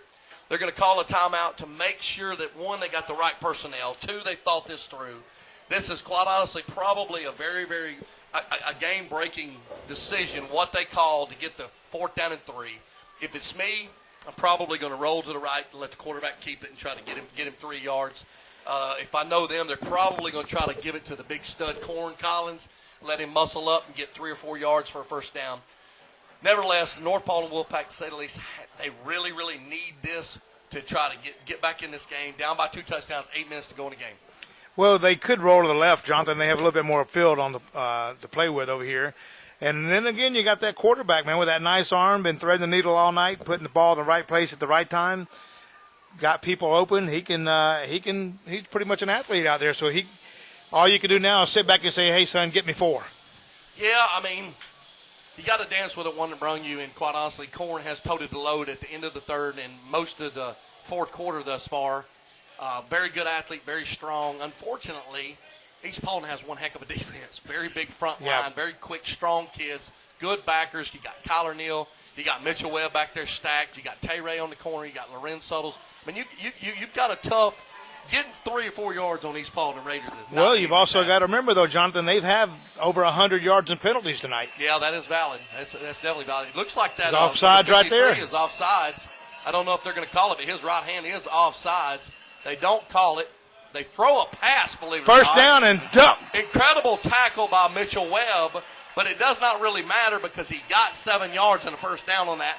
And I would not have ever called a pass, but Jeremy Edwards is a creative, very good football coach. He was the Northview offense coordinator. And as you can see, he's not scared to throw it first, second, third, or whatever down. He's not scared to throw it. Mitchell Webb wasn't scared to hit him. No, sir. We've got a number 5 throws it. Interference. That is going to be interference. Didn't call it. Oh, yeah, they did. They got it. Number 26 was interfered with by Tay Ray. Tay Ray's a sophomore. He was beat. Quite honestly, if he doesn't do that, that could have been for a touchdown. So yep, he saved it. I can't really fault Tay Ray for doing that. Yeah, it's a 15-yard penalty, but it could have been a touchdown. So number 26 for North Paulding, Nick Pace. Nick Pace was the intended receiver. He was held. It's going to be a 15-yard penalty, further helping North Paulding with their opportunity for a comeback. And I don't know what the penalties are. Do you have a penalty count by chance? I would say that East has to be in the 120 to 140 range. I doubt the East Paulding coaches want to know what that is. Well, we got first down and 10 for North on the East Paulding. We're going to run a trap to the left to Big Corn. He battles upfield. Looks like he gains about 4 or 5 yards. Big Corn is toted to load in the second half. It's going to bring up second down, and it looks to be maybe about 6 or 7 from East Paulding's 24 as they continue to methodically march the ball against this East Paulding defense, which has to be tired. Hand off to Corn again. He breaks 1 tackle. He breaks 2 tackles. He gets down to the 20-yard line. So they're just grounding and pounding when Corn Collins, third down and about 4 yards for the North Paulding Wolfpack on the East Paulding 20. 20 yards away from making it a 1-touchdown ball game. Jonathan, we still got 7 minutes left in this game. We've got plenty of time. Yeah, there's plenty of time. Unfortunately, East Paulding, though, you do know they probably get the ball back and they have the most explosive offense I've seen in 5A football. It only takes 11 seconds. It takes 11 seconds twice in this False game. start there. They didn't call. They didn't call it. Intercepted. Tay Ray, he's gone. It's number 25. It's not Tay Ray. It is, he's gone for sure. It's Malik Bruce. He takes the ball about, that's 80 yards. 85 yards from the interception point. 80, maybe 87 yards for a touchdown. And so that is the nail in the coffin. That's going to make it a 37-17 ball game. North has played hard. Unfortunately, that kid made a great break on the ball, picks it, carries it back. Yep, the whole time the quarterback was watching that ball, and it just didn't work out too good for Chase. Chase has played a great ball game up until that point. He's had a lot of drop balls, but Hill's in for the extra point to make it a 38-17 ball game, and that's an unfortunate turn of events for North Paulding. They had an opportunity to get within 7. Instead, they are down by 21 and probably, for all intents and purposes, out of any contention for comeback. Well, it's been a nice game, and it's not over by all means, but those explosive runs by East Paulding and those returns for 80-plus yards, that's amazing. If you take back those 4 runs and that 1 interception, this is another level ball game. Yeah, a lot's going to be said about this ball game. The East guys are going to say, well, if we wouldn't have had so many penalties and fumbles, we would have beat them by 60. North's going to say, hey, we created those. We didn't have them. We did our job. They're going to come away with a loss, but it is definitely going to be their strongest opponent of the year. Yeah, the one thing they get is they get the toughest team in the region first. So they get to see really what they're made of as well as what the team's made of. But North Paulding's playing a great game, a great team they're playing against. If this would have been a game against some of the other teams in the county or in the region, it would be a whole different ball game tonight because North Paulding has played hard. Yes, they have. And to be honest with you, they've been pretty disciplined. I think they've only got 2 penalties in this game, maybe 1 fumble, that 1 interception. But they are down on the scoreboard by 3 touchdowns, 38-17, 6 minutes 30 seconds to go. Hemphill's preparing to kick another one, probably through the uprights. He's got potential. I think he wants to show everybody what he can do, so he might just boot this one. Yeah, and I would imagine that you'll see a lot of the starters for East, especially the ones that have been banged up like Kyler Neal and Kamani, possibly even Mitchell Webb, come out for the remainder of this game. I wouldn't play them. They've got a long season. They've got a lot of games left ahead of them, but I can see them pulling them from the game. Well, this has been a very close physical game, except for 2 or 3 long runs. That's it. They're still getting beat up. They're still getting thrown around. Yep, that one's deep. I would say he kicked that within 2 yards out of the back of the end zone. So he kicked that ball 70. If I got this right, 70, almost 70 yards. That's pretty solid. Anyway, North Paulding's going to get the ball with about 6.5 minutes to go to end the game. Down by 3 touchdowns on their own 20-yard line. Rome defeats South Paulding 34-15 tonight.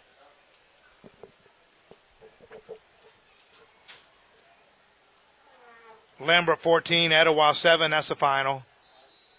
North Cobb 42, Stars Mill 3. No. There's a lot of people up here watching the game, statting the game, and one statement was made is the scoreboard does not show how good a game this really is. I don't know who's got the football on this. It was some kind of crazy end around, almost Statue of Liberty style play to number 40. Unfortunately, it got a negative 4 yards, so that brings up a second down, and looks like 16-15 from North's 15-yard line. But yeah, it's a 3-touchdown ball game, 38-17. But it's been a good ball game. It's really up until that last interception had opportunity to be a 1-touchdown ball game.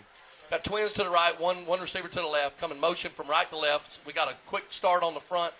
I think that was the center, so they can't call him offside. So got a gain of none up the middle, probably handoff to Corn. I can't tell who actually got that ball.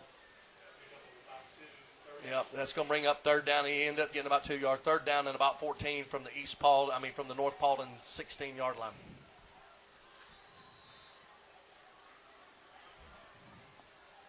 Chase is back. He throws a flutter ball. It's caught by Mac. Oh, I thought it was caught by Mac Siegel. He went up to get it. Oh, actually, it wasn't Mac Siegel. That was Jacob Daniel. Nevertheless, it was underthrown, a fluttery ball, and he almost got it. So North is going to be forced to punt again, deep inside their own territory. I doubt you'll see Mitchell Webb back deep this time. No, you will see Mitchell Webb back deep. I would not have Mitchell Webb back deep, but nevertheless, I'm not coaching the East Paulding Raiders.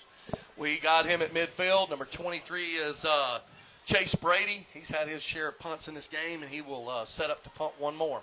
Looks like East is going to set up for no return and probably fair catch it like they've done most of the game. Snap's good. Punts away. It's a pretty good punt. It's kicked down to he fair caught it on his own 44-yard line, so it looks like about a 40-something, 43-yard punt. It's going to be first down and 10 for the East Paulding Raiders with 5 minutes and 19 seconds to go. Great.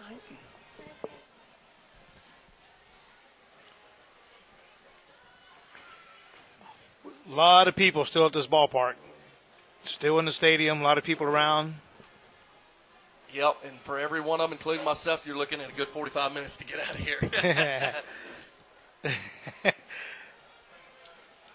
East Paulding is keeping their starters in the ball game, except for they got a new wide receiver out far to the right. Mitchell Webb's still in the ball game with Kyler Neal and Kamani Thomas. They're going to hand off to Kamani. He cuts up to the middle of the field, picks up about 3 or 4 yards. I pretty much would take my workhorse out, especially since he's had those cramping issues. Approaching 5 minutes left in the game. East has got 3-touchdown lead. Signals being called into Mitchell Webb. That 3-touchdown lead sounds good, but it's been a hard-fought game and a couple of nice breaks for East Paulding to get that. Yeah, interception return for 85. Three broken touchdown runs for over 70. So, yeah, it's been big play city for East Paulding. Mitchell Webb's under center, second down and about 6 to go. He hands off to Kyler Neal. Kyler Neal's running hard like he always does. He only knows one way to run. That's straight downhill. And that was right through 2 people. He run over 2 people to get a first down, pick up about 10 yards, and that's going to bring up a first down and 10 inside the Wolfpack on their own 40, looks like 4-yard line. So they're keeping the starters in. Kyler Neal's going to get a break. Number 45, James is back in the game at fullback, but all the other starters are in there. Got 4 minutes and 20 seconds and counting till the end of the ball game. I think East has the intentions of just running this clock out by grounding and pounding. If they break one for a touchdown, then that's great. If they don't, so be it. Mitchell Webb hands off to the big fullback, James, who just came in. He also is grounding and pounding. North Paulding's defense is obviously very tired and whatnot, but he's tackled after a game about 4 or 5. That trap has just been a money maker for East Paulding tonight. I don't think they've been stopped short of about 5 yards every time they've run it. I'll probably have to run that tomorrow just to see if it works that good for me. I'm sure it will. Just go ahead and do that and take care of it. You'll be all right. Got the Ackworth Warriors tomorrow. In 13 years of coaching, I've only beat them twice, but I feel like I've got a good opportunity to take a very well-rounded team that I got this year and maybe pull a win over the Big Orange Empire. Mitchell Webb under center. Got a second down and 6. I formation. Hand off to James again, the fullback. Wide open hole. Picks up looks like about 8-9 yards for another first down. There's grounding and pounding it down to the North Paulding 33. 3 minutes to go in the game. Clock still ticking. 3-touchdown lead, 38-17 for the East Paulding Raiders. Last touchdown was a over 80-yard run, pick off by number 25, which is Malik Bruce Jr. for the East Paulding Raiders. He broke on a pass deep inside their territory, carried it all the way down the sideline. Looks like we've got a skirmish or something going on over here in the North Paulding section. Probably get a little of the popos involved. Probably not be a good night for somebody. You can't do that. You can't act that way in public. Got Mitchell Well back under center with a first down on the East Paulding, North Paulding 35. We've got a dead ball foul. I don't know if it's a defensive encroachment or a legal procedure. So delay a game. So East is obviously trying to run the clock out, and they ran just a little bit too much of it. Nevertheless, 5-yard penalty is going to bring up first down and 15 for East Paulding on North Paulding's 37-yard line. Well, we had a 67-yard run to tie the game at McEachern, 7-7, McEachern and Walton right now in the first quarter. Who was leading? Was Walton leading, and who scored that 67? I don't know. It says Tyron Jones with a 67-yard run to tie the game. Oh, no. Yeah, that's Walton's running back. So one of them, but they're both tied up now. They're tied. Nobody's winning. That's compliments of Paulding Sports on Twitter. We have 45 rumbling hardcore up the middle for a pickup about 7 or 8. Once again, that was a straight-up dive on the right side of the center. Pick up about 6 or 7. Going to bring up second down, and it looks to be about 8 yards for East Paulding on North Paulding's 33-yard line. North calls a timeout, probably to give their defense a break. They've been pounded on pretty good in this last series. We're near the 2-minute warning, even though there's not one in high school. And it's like about second down and 9 for East on North's 33-yard line. 45-20, Altoona over Woodland. That's the final score.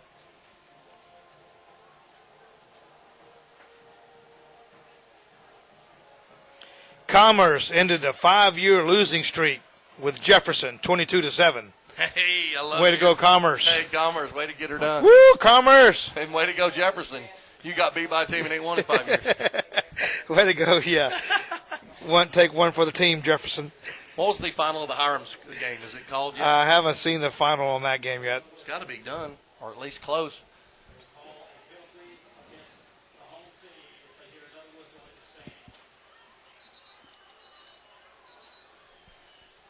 Somebody's not playing right tonight. We've got somebody in our stands, the North Paulding stands, blowing a whistle, and they threaten to call a penalty on North if they blow the whistle again. So I bet if they do blow the whistle again, it might be lodged deep within their throat before it gets finished. Don't let your brother find out who blew it. Yeah, it wouldn't be good. All right, we got East under center, second down and 9, less than 2 minutes to go in the game. We're going to toss it out to Kamani. Kamani knows better than run out of bounds. He's going to juke left. He's going to juke right. And unfortunately, I think he's probably. I bet he's going to outrun that guy. He's going to probably outrun that guy. That's a block in the back. You got to throw that penalty. There we go. So 2 flags on one play, and he outran that big guy. Did you see that? He outran a lot of kids. He went from left to right. But it's going to end up with a block in the back penalty, which East probably doesn't really matter to them. Well, they don't like getting penalties. I'm just saying, last year they were such a disciplined team, they didn't get many penalties. Well, tonight they've got to be near 200 yards of penalties. I can find out. Let me ask Coach next door. I don't think Coach wants to tell you this. He'll tell me. See, he's already, I'm going to read his lips in a minute. Can I say that on the air? Yeah. I guess you can. It's your radio station. You can say anything you want. And we're live on the internet, so at least we're not bound by. I don't think it was at the F. Well, you said pissed earlier. Pissed is not a bad word. Okay, good. I say it all the time with my 9-year-olds.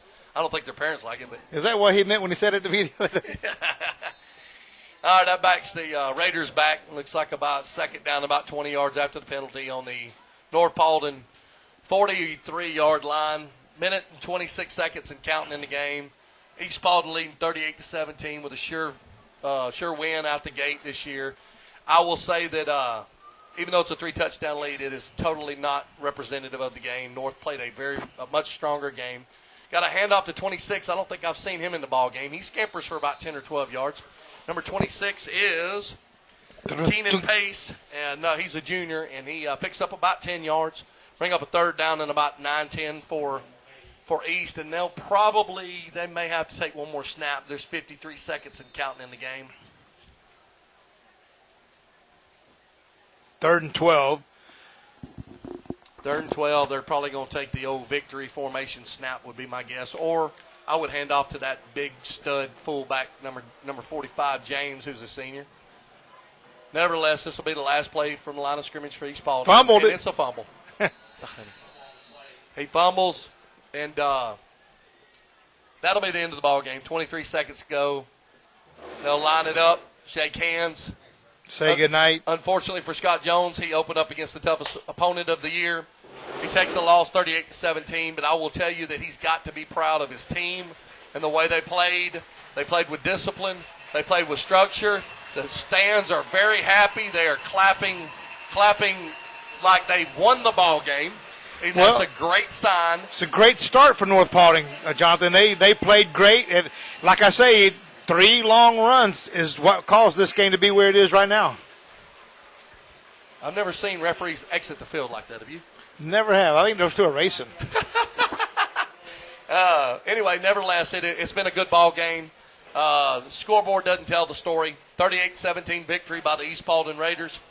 And that will be the home opener for North Paulding as they lose, and the first victory for the East Paulding Raiders. I'm signing off. Double J Jones.